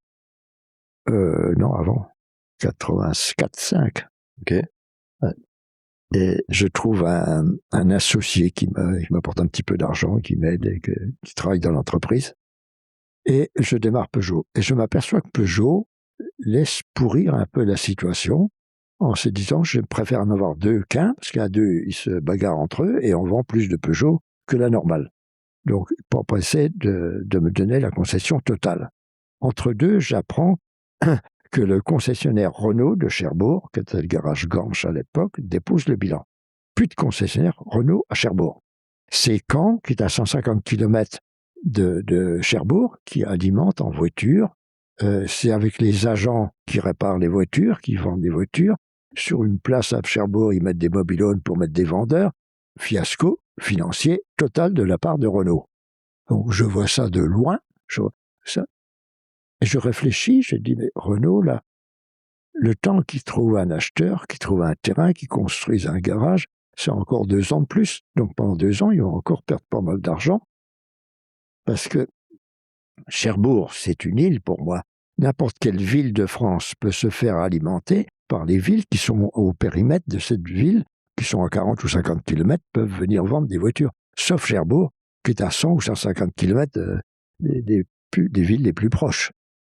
Je décide de dire, je voudrais rencontrer le patron de chez Renault France. Donc, grâce à un ami qui est concerneur RVI, pour un rendez-vous pour moi, je vais à Paris, chez Renault. Je reçu par le directeur Renault France, où je lui explique le problème. J'ai dit, Cherbourg, c'est une île, votre système marchera jamais. Il m'écoute et il comprend pas très bien ce que je viens de lui dire. Et il passe dans le bureau de M. Bess. M. Bess, qui était le patron de Renault à cette époque-là. Il demande de venir. J'explique à Bess, je dis, Cherbourg, ça fera jamais, hein. Jamais. C'est une île à tout. Vous n'arriverez jamais à l'arroser avec les villes voisines. Moi, j'ai une concession Peugeot. Si vous voulez, je peux passer Renault en rien de temps. Dans les 8 jours, moi, je passe Renault, hein, si vous voulez. Mais vous prenez les conséquences de la dénonciation du contrat, parce que je dénonce le contrat en rien de temps. Et Bess était sensibilisé par ma réflexion, complètement. Il me dit, oh, votre idée est bonne, ça m'intéresse. Donc, je dis là, je reviendrai avec mes conseillers, parce que mes conseillers n'étaient pas voulu venir avec moi en disant, ton idée, elle est farfelue, on ne peut pas te cautionner dedans. Donc, je repars avec eux en disant, ça marche. Et là, Bess décide de me donner la concession Renault de Cherbourg et gère le problème avec Peugeot. Donc, dans le midi de la France, il y avait la même solution dans l'autre sens. Donc, ils se sont dit, ça fait un partout, il n'y a pas eu de procès, il n'y a rien. On a vidé les Peugeot. Chez Renault, ils sont venus avec 3 ou 4 semi-remorques, on a changé les enseignes, on a changé le papier en tête, on a changé les pièces détachées, on a fait tout ça. J'ai loué à la gare maritime de Cherbourg, j'ai loué un bâtiment, j'ai mis le stock de voitures que j'avais, les pièces détachées et tout, et on devient concert Renault. Elles sont parties où, les voitures et les pièces? Alors, les voitures et les pièces, il fallait que je les vende. J'avais fait déjà quelques rats Dakar et j'avais trouvé un ami à Nouakchott, en Afrique. C'est pas En Mauritanie. Mauritanie, voilà, cherchez-le. Et je l'appelle. Et je savais qu'il vendait beaucoup de voitures. Je dis, moi, j'ai un stock de Peugeot et tout. Je lui explique tout. Il me dit, je monte en France. Je viens en France. Je lui fais visiter. Je lui ai vendu le stock de voitures et de pièces qu'il a mis dans un bateau qui est reparti à Nouakchott. J'ai vendu correctement tout le stock. Et là, on a démarré Renault, qui est parti très fort, parce qu'à cette époque, Renault faisait 33% du marché, 32-33% du marché. Et on s'est mis à vendre jusqu'à 1500 voitures sur Cherbourg, qui était énorme, qui fait que j'ai quand même gagné beaucoup d'argent. Mais ce qui était formidable, c'est que j'ai récupéré le panneau Renault sans l'acheter. On me l'a donné. On vous donne jamais une concession. Et là, je l'ai créé. Renault m'a dit, je vous donne le panneau. Ce qui était unique en France. Donc moi, ça m'a donné un bon coup de pied aux fesses financièrement pour l'avenir. Je crois savoir que tu as quelques anecdotes avec Jacques Calvet, qui était paradoxalement le PDG de Peugeot, de PSA. C'est quoi, comment vos chemins se sont recroisés ou croisés? Alors, on était au Paris-Moscou-Pékin. Et ça, tu parles du rallye qui a été créé par René Metsch. Et Calvet était là avec sa femme et tout, et on faisait le rallye. Et moi, je décide à un moment donné, au lieu de faire la liaison normale, de faire une boucle pour aller visiter une ville en Russie, Saramante. Jacques Calvet attend parler de ça, que je vais faire ça, viens me voir. Est-ce que je peux venir avec vous visiter la ville sur le parcours, si vous voulez? En moi-même, j'étais pas très fier parce que je dis Calvet, à Peugeot, je leur ai joué un drôle de tour il y a quelques années. Et on part tous les deux visiter la ville. Et d'un seul coup, Jacques Calvet, il me fait, André, vous avez fait fort à Cherbourg. Oh, papa, je me dis, ça y est, il fallait que je m'y attende. Et Calvet se marre comme tout, il dit, non, vous inquiétez pas, j'étais pas PDG à cette époque-là. J'étais chez Peugeot, mais j'étais pas le PDG. Ça nous a beaucoup, beaucoup amusé, votre histoire et tout. Et de là, j'ai sympathisé avec Calvet, qui était très, très sympa. Et après, il a fait plusieurs Dakar et une autre anecdote sur Calvé. 2 ou 3 ans plus tard, à un Dakar, mon père est décédé pendant le Dakar. Donc, de Dieppe, je vais faire un aller-retour en avion. On était, je sais plus, en Niger, ou je sais plus à quel endroit exact. Calvé vient me voir, il me fait, tu repars en France? Oui, je pars. Mais t'as pas d'avion? Non, j'en ai pas, je sais pas comment, je vais essayer de trouver des combines pour trouver un aéroport, je sais pas où, et patati. Il me dit, attends. Lui, il avait un avion cargo en Côte d'Ivoire. Il m'a dit, j'ai un avion Citroën cargo qui est en Côte d'Ivoire. J'ai appelé le pilote d'école et il se pose là dans quelques heures. Et il t'emmène au Bourget. Donc l'avion m'a remonté au Bourget. J'ai pu assister à l'enterrement de mon père. J'ai repris aussi un avion, j'ai rejoint le rallye. Et là, Calvé, il a été absolument formidable de déplacer son avion pour le rapatrier en France. Incroyable petite histoire. Et en parlant de grands patrons d'industrie automobile, je crois savoir que tu as aussi rencontré, j'ai vu dans des photos tout à l'heure, quand on faisait visiter ton bureau, Carlos Ghosn. Ouais. Toi qui es, tu le disais tout à l'heure, plutôt timide, mais qui a tendance à tout préparer, à être stratège, quand tu rencontres quelqu'un de cette, on va dire, de cette stature, qui quand même, à mon avis, j'ai jamais rencontré personnellement, mais ça doit être un peu impressionnant. Comment ça se passe? Alors, Carlos Ghosn, il y avait une structure Nissan Motorsport en Angleterre, qui était gérée par Alec Poole, qui faisait du circuit. Ghosn dit à la section anglaise, qui était Nissan Motorsport Europe, de Soude, il fait que le Dakar, il a plus de retombées que vous. Et donc, je mets un budget énorme en circuit. Forcément, je venais de faire le Dakar avec Johnny Hallyday. Les retombées, j'en avais. On en parlera tout ça. Après. Et de là, il dit aux Anglais, faut faire autre chose, ça marche pas. Dans le coup, les Anglais décident de faire du rallye raid. Ils viennent me voir, viennent ici, et ils montent une structure en embauchant Henri Vatanen, Colin McRae, enfin tout ça. Et notre relation se passe très mal. Il me pique un tas de données techniques, de mes idées, tout. La relation est très, très difficile. De là, j'en ai marre. J'appelle à Tokyo un nommé Le Goff, que je connaissais très bien, qui était à la direction de Nissan. Je lui dis, je voudrais rencontrer Carlos Ghosn. Il me dit, André, tu rêves, non? Ghosn, il a un emploi du temps incroyable. Il est toujours en avion, il est toujours parti. Il peut pas te rencontrer. J'appelle 7-8 fois, 10 fois. Je dis, faut que tu me trouves un rendez-vous, je veux voir Ghosn. À la fin, il en parle à Ghosn, qui me connaissait déjà un peu. Et Ghosn lui dit, je veux bien recevoir André Dessous, telle heure, à Tokyo, à Ginza, au siège, tel jour, de 11h45 à midi. Un quart d'heure. Je dis, ok, j'y vais. Et là, je prends... C'était une manière un peu de dire, on va voir s'il est vraiment motivé, ouais, quoi. Exactement. C'est ce qu'il a dû penser. Là, je dis, j'y vais. Je prends un billet d'avion. Et là, je réfléchis encore énormément dans l'avion. Je n'ai pas lu les journaux. Hein. J'ai réfléchi. Je dis, il faut que j'arrive à le convaincre. Et j'arrive, je m'en rappelle toute ma vie. J'arrive à Ginza, je prends l'ascenseur pour monter à son bureau, dernier étage. Et dans l'ascenseur, d'un seul coup, dans ma tête, tout s'inverse. Je trouve mon idée ridicule, d'un seul coup. Et la porte de l'ascenseur s'ouvre. Et là, je me trouve devant Ghosn. Et là, je dis, je me ressaisis, là, faut y aller. Et là, je parle à Carlos Ghosn pendant 20 minutes. Lui me dit pas un seul mot. Il me regarde. Il a un regard incroyable. Je vous jure qu'il a un regard qui impressionne. Et il prend des notes. Il dit pas un mot.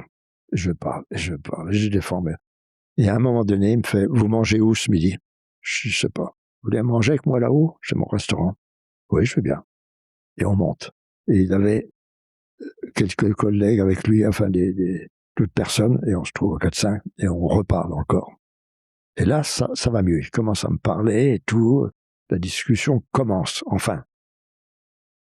Et il me dit, demain, j'inaugure le salon de Tokyo. Vous voulez venir au salon? C'est moi qui inaugure le salon de Tokyo. Je dis, mais normalement, je repars ce soir. Ben, je vous change votre billet d'avion. Oui, d'accord. Hop, je change mon billet. Le lendemain, je suis 10 mètres derrière Ghosn.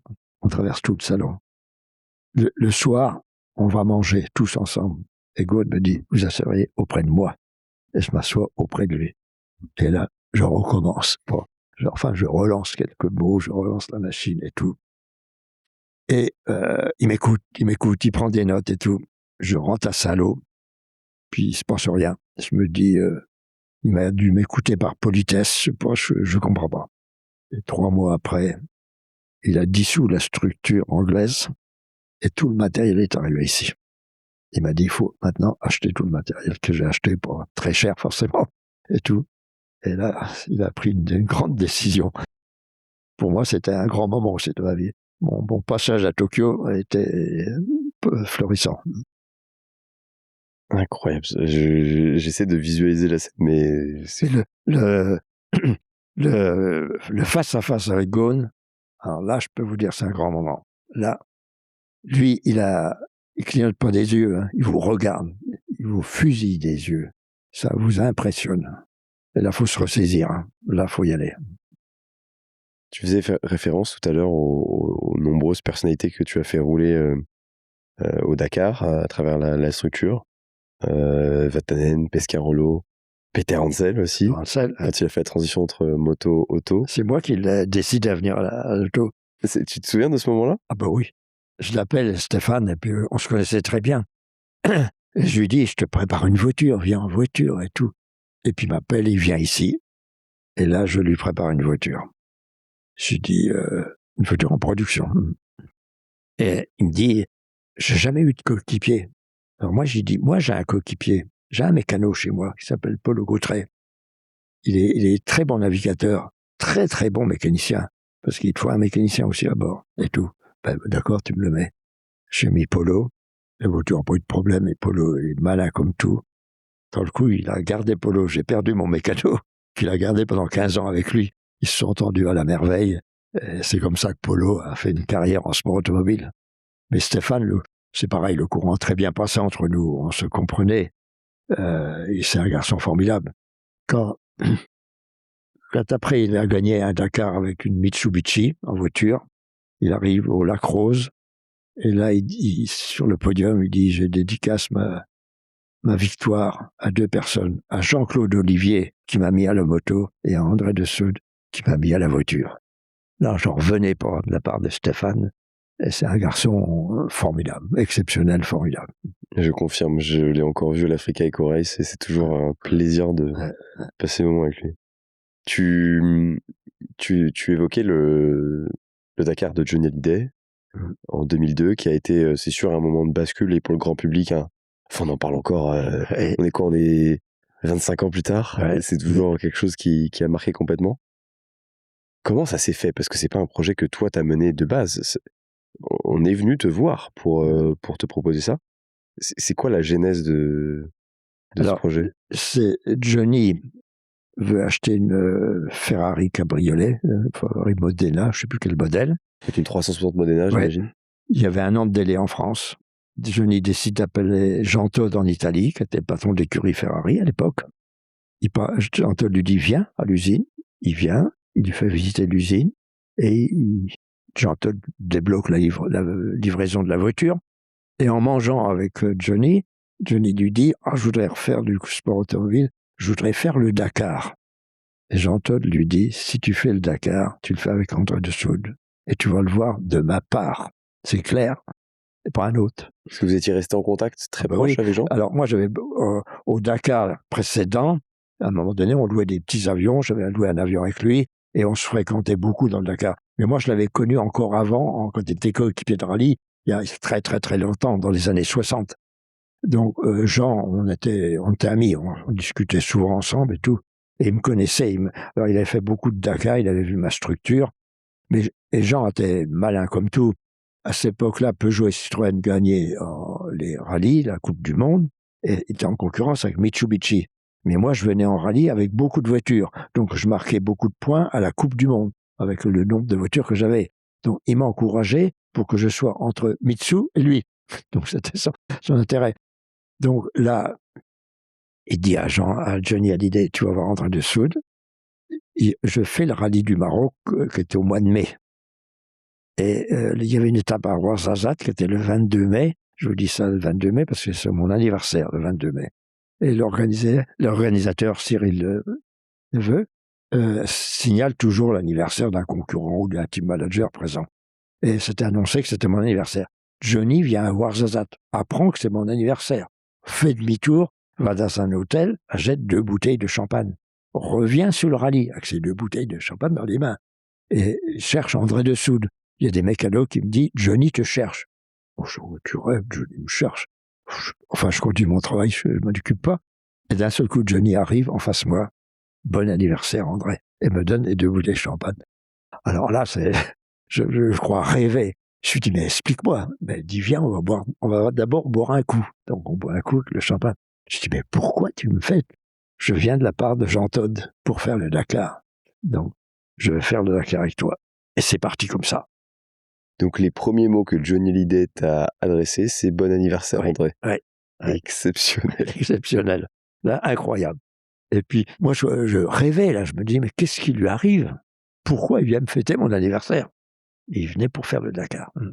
Donc là, il t'annonce ce projet fou. Toi, comment tu l'imagines? Tu te dis tout de suite, c'est une super idée, ou au contraire, comment je vais faire?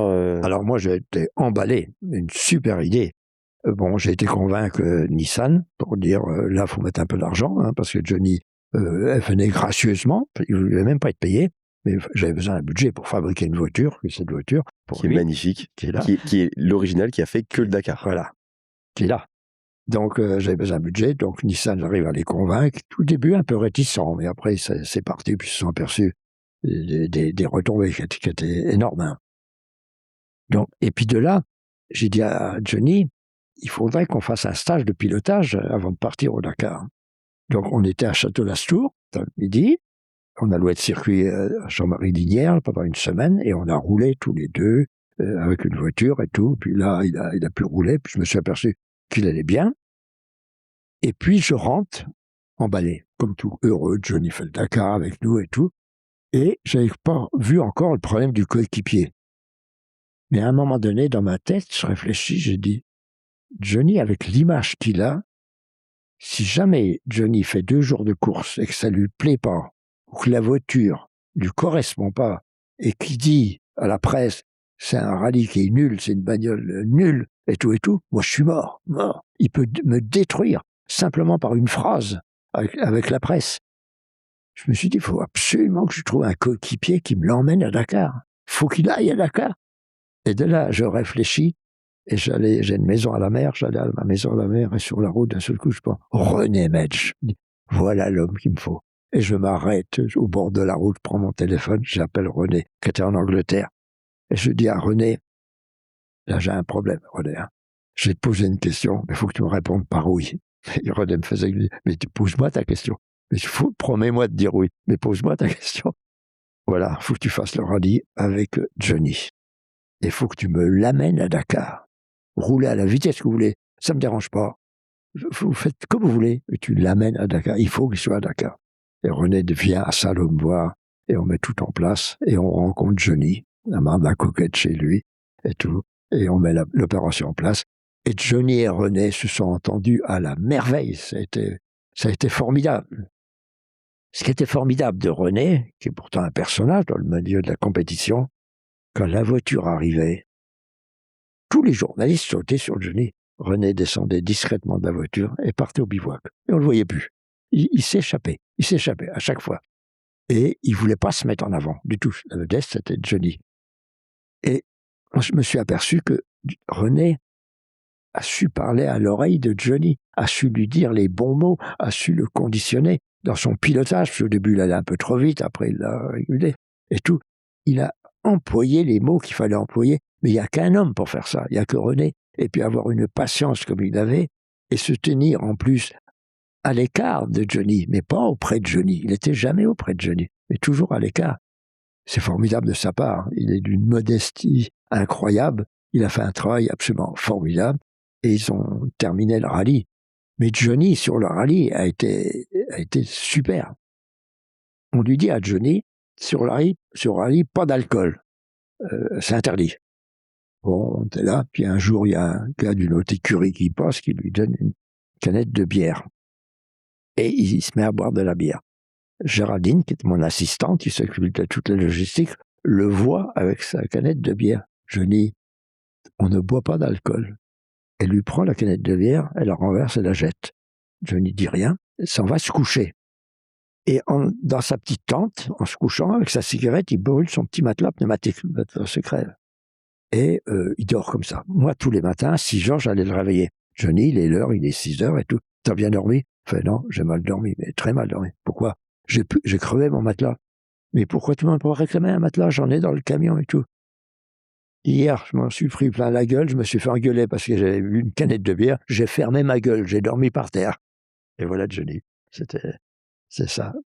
Et à la journée de repos, il y a Jean Reno qui vient nous rejoindre à Attard. Et là, ça a été un grand, grand moment. Johnny et Jean Reno, toute une soirée. C'était formidable. Parce que il a su s'adapter. Mais Johnny, tout le rallye, s'est comporté comme un simple concurrent. À la journée de repos, je fais une conférence de presse. Parce que j'avais Stéphane Pétard-Ancel chez moi, j'avais Laurent Bourgnon, j'avais de pilote quand même, Grégoire de Mévus, tout ça. Et je fais une conférence de presse. Forcément, j'ai toute la presse qui est là. La presse people ainsi que la presse sportive. Et on est assis sur des fûts de 200 litres, tous par terre. Et puis, il y a tous les journalistes. Et Johnny commence à dire, ici, les vedettes, c'est pas moi, c'est les pilotes. Moi, je suis qu'un simple concurrent. Donc, les vedettes, c'est les pilotes. Et puis, question aux journalistes. Et le premier journaliste pose une question à Johnny. Et Johnny se lève en lui disant ces mots. T'es plus con que la normale, toi. Je viens de dire que c'est eux les vedettes. Tais-toi, tire-toi de là. Et tout, il le remet en place. Et c'est parti sur les pilotes, mais c'est revenu sur Johnny, forcément, automatiquement. Mais il a été formidable. Formidable. T'as des souvenirs un peu justement des échanges entre René et Johnny qui étaient deux gros caractères. Ouais. Je sais que t'es resté ami avec Johnny et que René aussi par la suite. Est-ce qu'il y a eu au début, avant que tu sais, souvent une relation pour qu'elle s'installe avec deux gros caractères, il y a un peu de friction avant que chacun trouve ses marques. T'as des souvenirs de ça? Alors, au début, Johnny a roulé un peu trop vite, où René lui a dit t'arrêtes ce rythme-là, et puis il continue. Mais René a acheté le roadbook par terre. Il a dit tu te débrouilles. Alors, Johnny, quand il a vu ça, il a relevé le pied, puis c'est tout. Mais l'ambiance était formidable, et c'était copain, comme tout. Puis René a un talent de ce côté-là, réellement un talent pour se faire aimer, se faire adopter, savoir parler. Il sait dire les mots qu'il faut. Et là, ça s'est très très bien passé. Et Johnny avait réellement la volonté de faire un rallye comme un simple concurrent, ce qu'il voulait. Je vous dis pas que le départ à Arras, c'était pas un simple concurrent. Quand on est parti d'Arras, on était à l'hôtel qui était en face de la place où il y avait le départ du rallye. À un moment donné, le matin, je sors de l'hôtel, je vois noir de monde, la place, noir de monde. C'est pour des milliers de personnes. Et là, je reviens voir le garde du corps de Johnny, parce qu'il y avait 4 ou 5 gardes du corps ce jour-là, qu'il avait spécialement. Je dis, viens voir. Là, ça va pas le faire. Le mec, il voit ça, les gens hurlaient, Johnny, Johnny, et tout. On était obligé d'appeler 20 CRS. Donc, il y a 20 CRS qui sont arrivés, qui se sont mis en V. Nous, on s'est mis à l'intérieur avec les gardes du corps, moi et Johnny. Les gardes du corps, nés par la ceinture, ils nous levaient pratiquement de terre, parce que c'est des solides quand même. Et on est parti au départ, mais de la folie, la folie. Et quand Johnny, il m'a dit, tu roules devant moi. Donc moi, j'ai ma voiture d'assistant.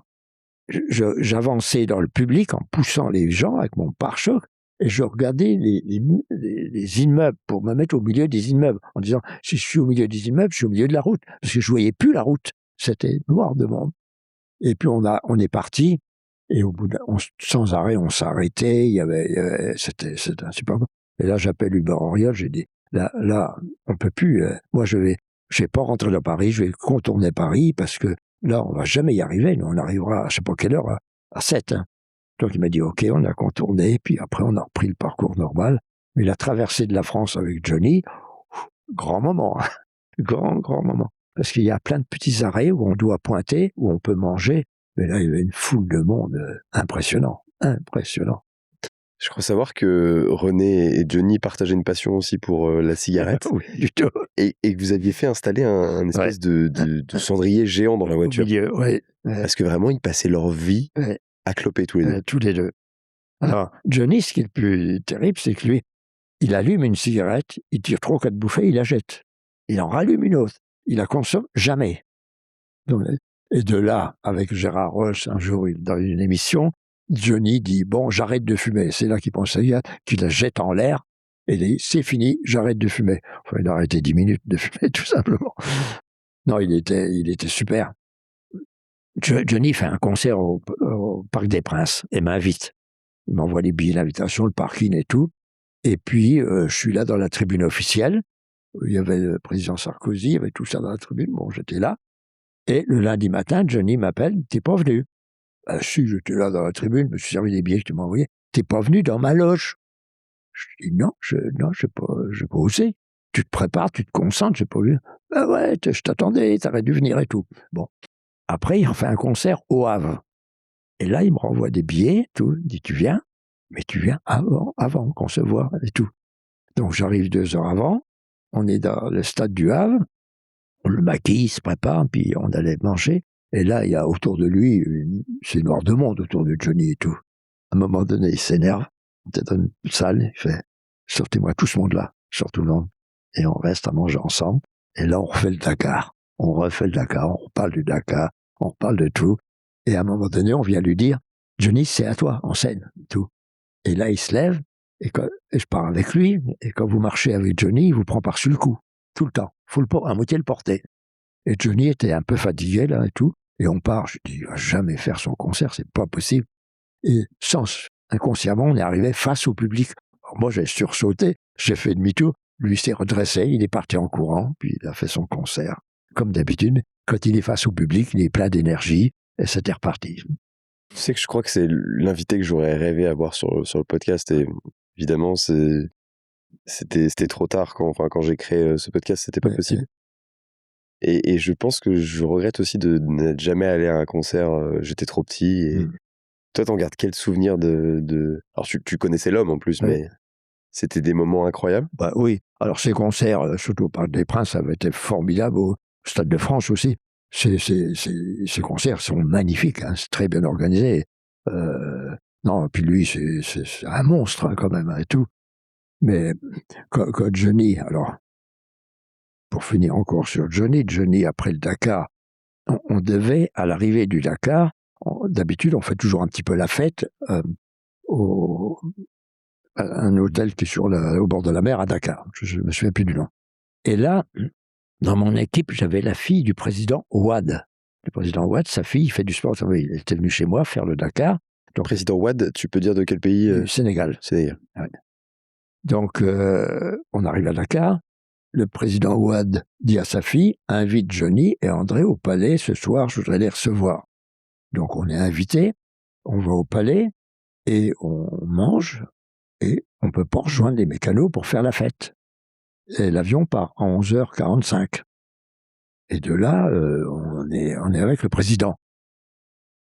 Et à un moment donné, je dis au président, il était, je ne sais plus, 1h30 avant l'envol, je dis au président, il faut qu'on y aille, on a mes bagages à l'hôtel, il faut qu'on enregistre là-bas. Il appelle quelqu'un, il dit allez chercher les bagages d'André et Johnny. On va chercher les bagages et tout. Et après, on avait nos billets et on traîne encore. Puis là, je dis à Johnny, là c'est râpé, on prend pas l'avion, c'est trop juste. Et là, il y avait 2 ou 3 safranes qui étaient là, qui attendaient avec des gyrophares et des motards, et on part à 150 à l'heure à l'aéroport. Et là, au lieu de rentrer dans l'aéroport, il avait mis la passerelle, on monte directement dans l'avion, tous les deux. Ça, c'est le pouvoir de ces pays africains. On est monté dans l'avion, puis voilà, on s'est assis et on est parti. Mais on croyait louper l'avion. Hein. Tu disais tout à l'heure, Johnny, t'es resté ami avec lui encore de nombreuses années.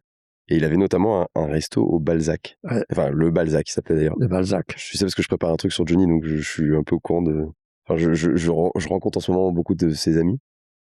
Est-ce que tu as vécu des souvenirs un petit peu dans cet endroit? Alors, Johnny, je racontais tout de suite l'histoire de l'arrivée à Dakar, et on fait pas le repas avec les mécanos. Johnny de mauvaise humeur, T'es colère, il voulait absolument qu'on y aille, on n'a pas pu, c'est impossible. Donc, il m'appelle 8 jours après, quand on est rentré en France, il m'a dit, j'ai mon restaurant qui est le Balzac, je le ferme un soir, tu viens avec tes mécanos, l'équipe du Dakar, strictement l'équipe du Dakar, tu viens là-bas et on mange tous ensemble.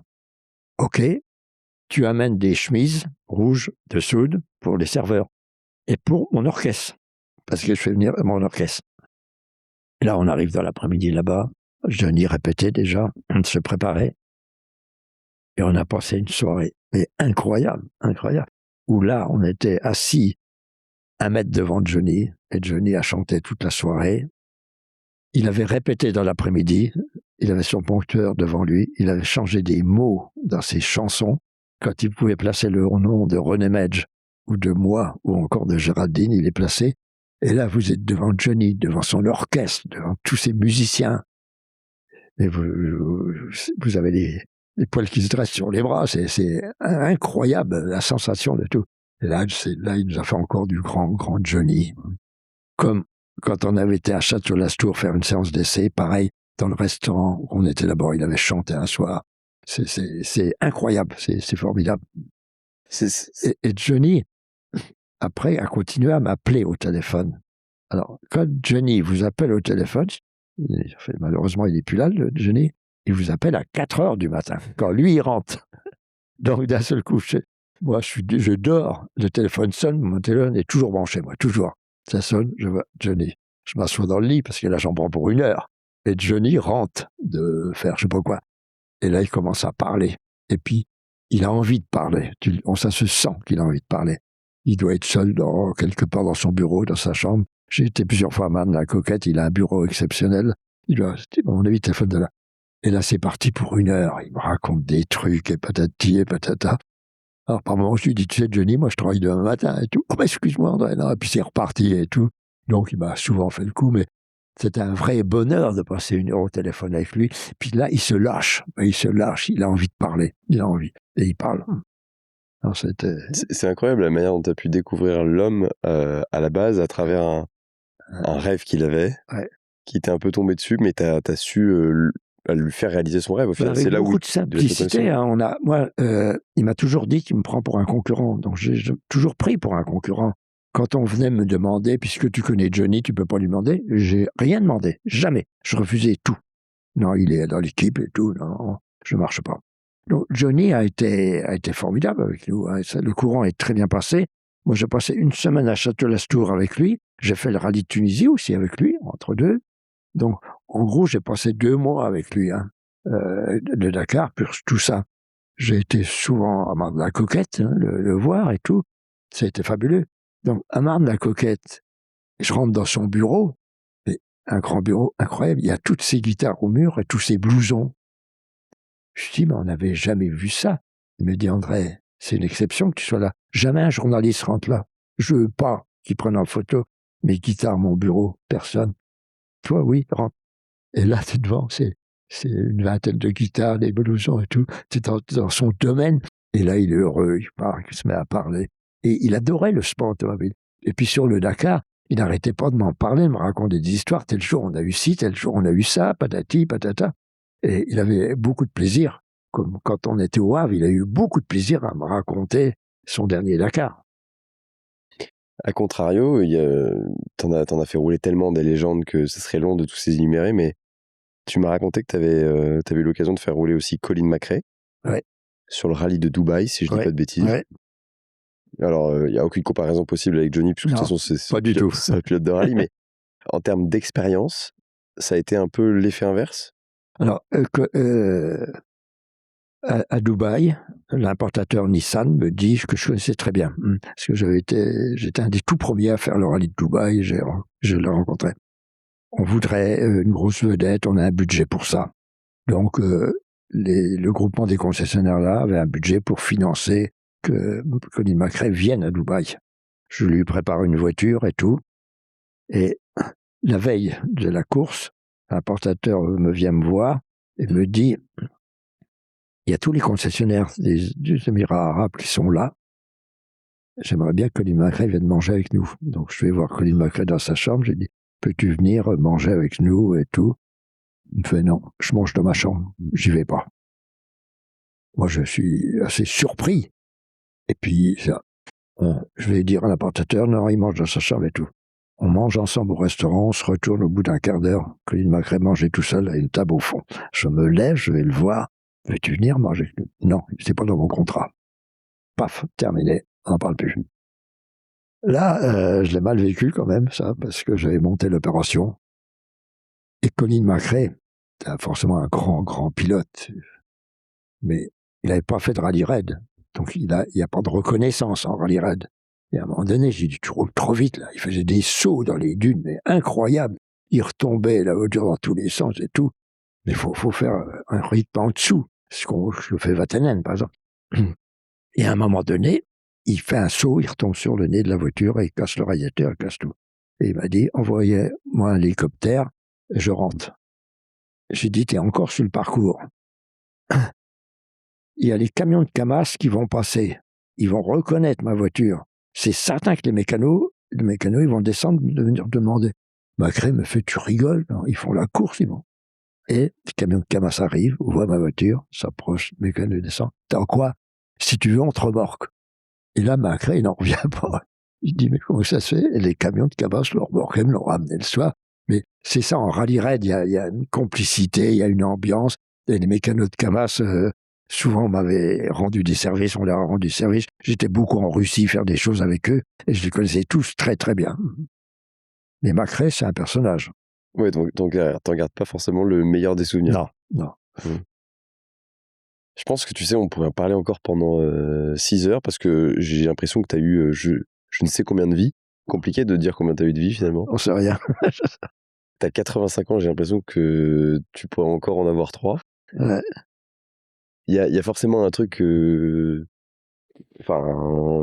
lequel on peut s'arrêter un petit peu avant de finir cet épisode, mais il y a quoi? Il y a peut-être 7 ans, tu as reçu quelque chose que normalement on reçoit jamais quand on est un civil, c'est-à-dire un chef d'entreprise qui en même temps a fait du sport auto, c'est que tu as reçu la Légion d'honneur. J'ai pas d'autres exemples d'entrepreneurs civils qui l'ont eu. Non, moi j'étais le premier surpris puisque le 1er janvier au journal officiel apparaît les noms des gens qui ont la Légion d'honneur. Et j'ai un journaliste qui m'appelle. André, félicitations, tu as la Légion d'honneur. Moi, pas au courant du tout. Et là, je tombe des nues. Et je regarde le journal officiel, je vois mon nom. Puis après, ils m'ont averti que j'avais la Légion d'honneur. C'est le maire de Saint-Lô, qui était François Digard, et Cazeneuve, qui était le maire de Cherbourg, mais Premier ministre à cette époque-là, qui me connaissait bien aussi, qui ont décidé de dire en fonction. Il a bien géré sa carrière de concessionnaire et sa carrière sportive, tous les deux en parallèle, sans bien les mélanger. Les deux ont été une réussite. J'ai gagné de l'argent avec les deux, ce qui est rare, très rare. C'est Henri Pescarolo qui est toujours à me dire quand tu rentres en sport automobile, faut rentrer milliardaire pour sortir millionnaire. C'est ce que dit Henri. Et c'est vrai parce que c'est un gouffre à argent. Il m'a dit, j'ai jamais compris comment toi t'as pu t'en sortir, gagner de l'argent. Mais parce que je suis trouvé des sponsors, je me suis battu, j'allais pas au-delà des sommes que je recevais. Donc, j'ai reçu la Légion d'honneur pour ce parcours qui m'a fait énormément plaisir. Et il faut qu'elle soit remise par quelqu'un qui a déjà la Légion d'honneur. Et Henri Pescarolo avait reçu la Légion d'honneur, donc je l'ai appelé. Et c'est lui, avec René Metsch, qui sont venus à Saint-Lô. Et la presse locale m'a fait une soirée au Haras, dans une grande salle. Il y avait 1000 et quelques personnes. Et on a raconté un petit peu toutes nos histoires de rallye. Et on m'a remis la Légion d'honneur ce jour-là, qui m'a fait énormément plaisir. Aussitôt, je pense à mon père. Mon père vivait plus, mais mon père a vécu, a été très touché que j'ai la Légion d'honneur parce que pour lui, c'était très, très important, les gens qui ont la Légion d'honneur. Et pour moi, je suis heureux, je suis très heureux de recevoir cette médaille. Est-ce qu'on peut pas dire finalement que c'est ton diplôme ultime de la vie? Oui, si on peut dire, ouais. C'était fait par des gens qui ont décidé, pour moi, de dire, tiens, ça doit être ça, je pense. En tout cas, maintenant que tu as raconté une partie de ton histoire, parce que je pense qu'il nous en manque tellement de temps. Moi, je la comprends, cette Légion d'honneur, parce que c'est un parcours incroyable. Tu m'as dit, de manière très... pas détachée, mais en tout cas très franche sur toi-même, que bah, tu as eu des échecs et des succès, mais globalement, c'était quand même plutôt des succès. En tout cas, ça se finissait toujours bien. Sauf un pan de ta vie, à savoir ta vie familiale, parce que travailler autant, voyager autant, t'as fait tous les pays du monde, ça veut dire aussi faire beaucoup de sacrifices. Mm. Et souvent, c'est la famille. Tu as ce regard-là du plus grand échec de ta vie, à savoir ta vie familiale? Alors, oui, ma vie personnelle, c'était un échec très vite, très très vite. J'ai eu 3 enfants, 2 filles et un garçon, mais j'étais jamais là, toujours parti. Je donnais priorité toujours à ma profession, au sport et tout, qui fait que j'ai loupé les anniversaires de mes enfants sans arrêt. Et forcément, ça a été l'échec. J'ai divorcé très vite. J'ai eu d'autres amis dans la vie, mais qui sont séparés de moi parce que j'étais un véritable courant d'air. En plus, moi, j'ai le chic d'improviser à une vitesse folle. Je suis capable là, dans un quart d'heure, d'acheter un billet d'avion pour aller à Tokyo. Alors, écoutez, il me revient une histoire. Un jour, je reviens du Japon. J'ai une escale à Singapour, avec 5 ou 6 heures d'attente. Et j'appelle mon sponsor, qui était M. Comedy de Gauloise. Et je l'appelle, fallait que je le voie pour nos budgets, pour tout ça. Puis au téléphone, je lui dis, mais t'es pas à Paris, là, c'était où, là? Il me dit, je suis à l'île Maurice, en vacances avec ma femme. Sa femme que je connaissais très bien, qui est préfète de, je sais plus quel département. T'es ami, très ami. Je lui dis, il y a de la place à l'hôtel où tu es? Il dit, oui, parce que le panneau d'affichage à Singapour, je vois que dans les 2 heures à venir, il y avait un vol pour l'île Maurice. Je lui dis, j'achète un billet d'avion pour l'île Maurice et je viens vous rejoindre 3 ou 4 jours. Et vite, je vais acheter mon billet, je vais le rejoindre. Dans le coup, mon bagage part à Roissy, j'arrive là-bas sans bagage. Et je dis à sa femme, faut que tu viennes avec moi, acheter des slips, des chaussettes, et un petit maillot de corps et un polo. Parce que là, et je passais 3 jours avec eux. J'ai relié des liens avec mon sponsor et tout. Forcément que mes budgets se sont débloqués un peu plus facilement par la suite. Mais c'est ça, moi, j'improvise. Je n'avais pas prévu du tout là-bas. Puis j'ai improvisé. Mais j'ai toujours fait ça dans la vie. J'ai toujours improvisé. Qui fait que dans ma famille, ils ont toujours eu du mal à me suivre.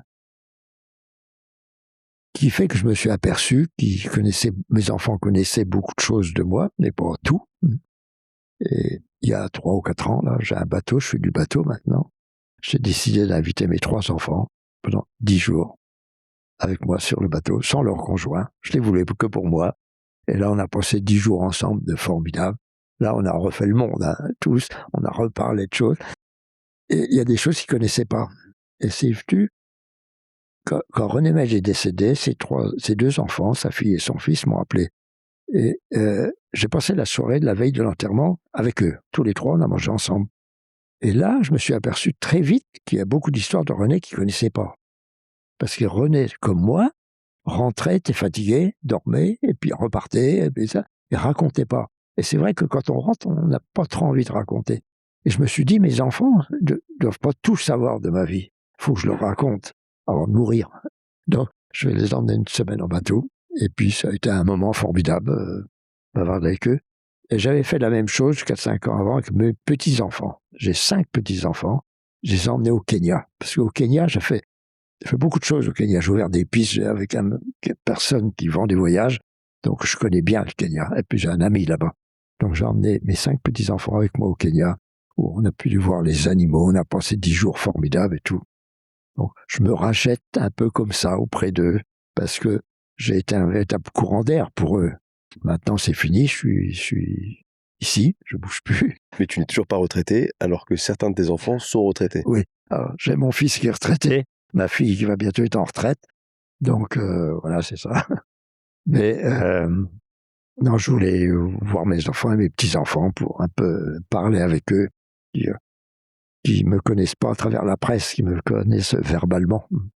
Donc ça veut dire que plein de gens vont découvrir beaucoup de choses sur toi à travers ce format, mais que tes petits-enfants et tes enfants ne découvriront rien parce qu'ils connaissent déjà toutes ces histoires.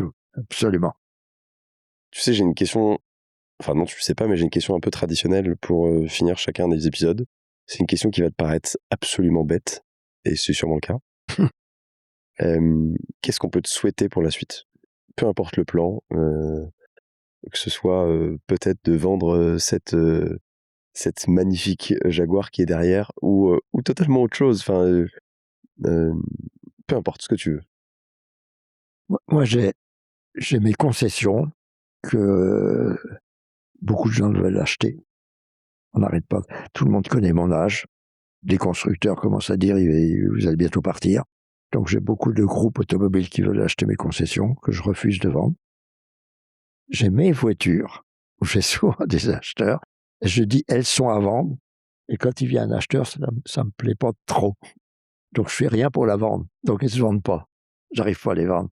Surtout celle-là, j'imagine que Ouais, tu as c'est- vraiment c'est- envie de la vendre. Donc je roule pas avec eux. Je les ai là. J'en ai une autre chez moi, aussi une autre voiture sympa. Et j'aime les voir. Je les sors. Mon autre voiture, je la sors une fois de temps en temps, quand il pleut pas. S'il pleut, je veux pas les sortir. Mais ça. Donc, je sais pas ce que je ferai. Je sais pas si je vais les vendre. Je risque peut-être de mourir et qu'elles soient encore là. Ça sera à mes enfants de les vendre, peut-être. Parce que de mon vivant, j'ai un peu de mal à les vendre. Et pourtant, je m'en sers pas. Mais je les aime. Et s'ils ne sont pas là, je vais me sentir perdu quand même. J'ai besoin de les regarder. J'ai besoin de les voir. Qu'est-ce qu'on peut te souhaiter d'autre pour la suite? Alors, quand on a mon âge, c'est d'être en bonne santé, parce que quand on a mon âge, je suis en très très bonne santé, mais j'ai des petits trucs qui m'arrivent de temps en temps. J'avais un artère de boucher ici, il y a 8 jours, on m'a fait une balafre ici et on l'a réparé, cette artère et tout. Donc, il y a des petites choses. Non, ce que peut me souhaiter, c'est d'être en pleine forme. Hein. Et je suis en pleine forme, à part les petits trucs, vu l'âge qui arrive.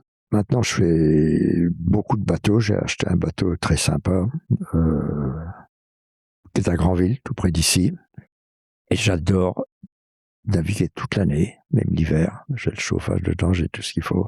Donc là, tu navigues même en ce moment-là? Ah oui. Dès que la mer est belle. Ici, on a des marées très importantes, donc c'est passionnant. Et j'adore m'isoler sur mon bateau. J'adore partir avec ma compagne. Et on part 2 jours, 3 jours, 8 jours. Et là, en pleine mer, pour moi, c'est formidable. On a tout ce qu'il faut à bord pour manger, dans le confort. Et t'es là, t'es isolé, t'es tout seul. Moi, je suis heureux, là, à ce moment-là. Qui fait que j'allais avant toujours aux 24 heures du Mans, je n'y vais plus. J'allais beaucoup au salon à Paris, je n'y vais plus. Rétromobile, tu veux dire? C'est ça, rétromobile? Oui, automobile, j'ai pas été là. Il y a plein de choses comme ça que j'ai abandonnées. Je suis invité par les constructeurs à des voyages à l'étranger, je les refuse tous. Je veux pas y aller. Donc, j'ai envie de m'isoler. C'est venu parce qu'Arlo, c'est un de mes amis, on s'appelle souvent, et Henri commence à fatiguer un petit peu. Et un jour, il m'appelle, il avait un truc à faire avec le public comme ça et tout. Il était fatigué. J'ai dit, mais Henri, commence à penser à toi avant de penser aux autres. Là, tu vas encore donner de ton potentiel pour faire plaisir à des gens. Mais pense à toi. Tu es en train de taper dans ton potentiel, là. Tu es en train de t'enlever quelques jours de vie, là, si tu continues. Donc, reste chez toi et tout. Donc, c'est ce qu'il fait maintenant. Et moi, c'est ce que je fais aussi. Je veux m'économiser, malgré que je suis en pleine forme, mais je ne veux pas gaspiller mon potentiel. Si je peux renier quelques années en plus, ça sera toujours ça de gagner. Et puis, j'ai beaucoup de plaisir à être seul. Et puis, comme j'aime bien la mer, je me suis mis à aller au bateau il y a 10-12 ans. J'adore ça. C'est une autre façon de vivre. Et puis, ça me fait du bien. Ça me fait beaucoup, beaucoup de bien. Et pour autant, t'es toujours pas à la retraite. Et moi, j'ai envie de te souhaiter de ne jamais l'être. Puisque j'ai l'impression que c'est comme ça aussi que t'es heureux, que tu gardes ce dynamisme. Parce que, encore une fois, t'as 85 ans, tu auras 86 ans cette année. Dans 2 mois. C'est fou. Si tout le monde était comme ça à 86 ans, je pense que le monde se porterait bien. Ouais, ben, ça veut dire que le travail, ça tue pas. Preuve. C'est vrai. Et puis, à partir de quand vous êtes passionné et que vous vivez votre passion, c'est facile le travail. Moi, ma vie, elle était pour moi facile. Ce que je trouve formidable, j'ai vécu tout ce que j'ai rêvé de faire. Tous ces produits.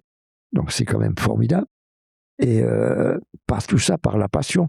Parce que quand vous êtes passionné, je reviens à ce que je disais tout à l'heure, vous réfléchissez à ce que vous voulez atteindre, et en y réfléchissant, on le fabrique, et après on le vit, et on est heureux. Et c'est ça le bonheur. Le bonheur, faut penser un petit peu à soi pour essayer d'avoir une satisfaction entre ce qui vous passionne ou pas. Et puis voilà. Donc, à part ça, moi, tout ce qui me passionne plus, je m'en occupe plus du tout. Ma mémoire, tout ce qui est important, j'ai une mémoire formidable. Mais alors, tout le reste, j'ai une très, très mauvaise mémoire. Les choses les plus courantes, c'est mon ami qui note tout parce que j'oublie tout, parce que ça m'intéresse pas. Donc, j'essaie de vivre pour moi et mes proches, quelque chose de très agréable.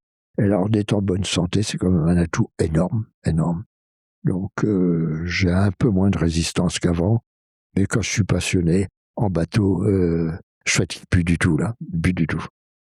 En tout cas, André, merci beaucoup pour ton temps et de nous avoir reçus ici. Parmi ces mythes et toutes ces histoires, enfin, on aurait pu en entendre encore pendant des heures. Et puis, je suis aussi conscient de la chance qu'on a que tu aies accepté l'invitation. Enfin, même si au final, c'est nous qui nous sommes invités, clairement. Moi, j'ai toujours beaucoup de plaisir à raconter ma vie aux gens, comme ça, comme on vient de le faire, et tout. Et puis, je me dis, il faut que j'en fasse profiter quand même un peu les autres aussi. Et puis, c'était sympa, ce genre de réunion. Ça s'est pas très bien passé. Donc, je vous remercie aussi d'être venu, d'avoir préparé tout ça. C'est très professionnel, votre travail. C'est très bien fait. Merci beaucoup, André. À très bientôt. À bientôt.